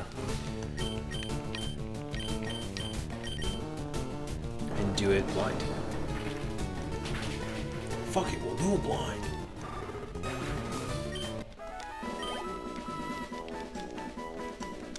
It's annoying, but I usually am fine with it. I think it'd be cool if, maybe I'll pull up a map and try to see if I can just follow the map.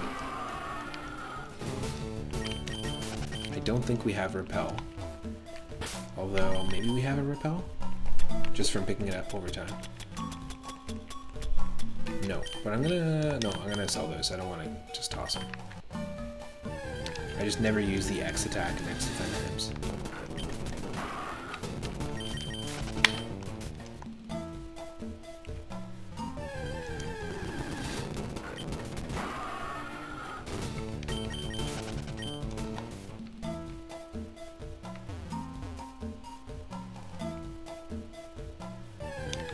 Wow, come on. Commercial.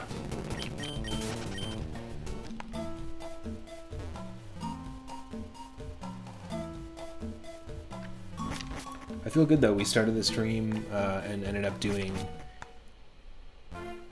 the Misty battle. We cleared out all of Essasan, traveled out all our, did all the routes outside of Cerulean City.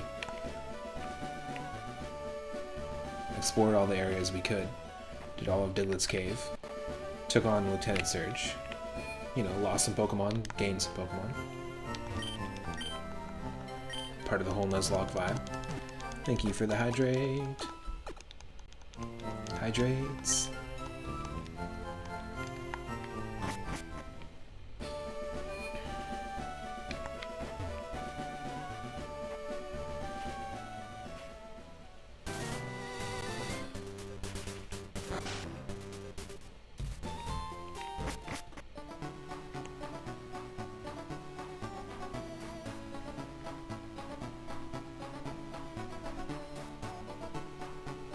I think what I'm going to do is actually just make it to Cerulean City, save, and then we will take on this route, which we've already attempted to catch a Pokemon in. This is where we ran into Keldeo to the right here, in Route 9, and then we one-shot the Keldeo for some stupid reason. So we're just going to save here, start off exactly where end off exactly where we started off earlier. We'll save this. I'm going to call it, though. I just want to say thanks to everyone. Thank you to Lord Loki for the raid. Thanks to everyone for hanging out. Really appreciate it. Tomorrow, I'm probably going to do a stream. Probably around 5 or 6 p.m. Pacific, but if I don't, it'll be on Monday. I usually can be caught here every single evening from 5 or 6 p.m. Pacific onward, and on Thursdays and on Wednesdays I have the days off, so I usually stream during the day. I also just got Minecraft recently, so I've been playing Minecraft with Stegosaurus McCartney and just having some fun with that as well. So taking some nights off of streaming to just hang out and game. Still gaming, but just game with friends. Feel free to join the Discord if you're not a member of the Discord already, and I will see you in the next part. If you're watching live, thanks for hanging out. If you're watching after the fact on YouTube, this was part 3 of our Pokemon Fire Red 898 Randomizer Nuzlocke Challenge. Whew, quite the mouthful.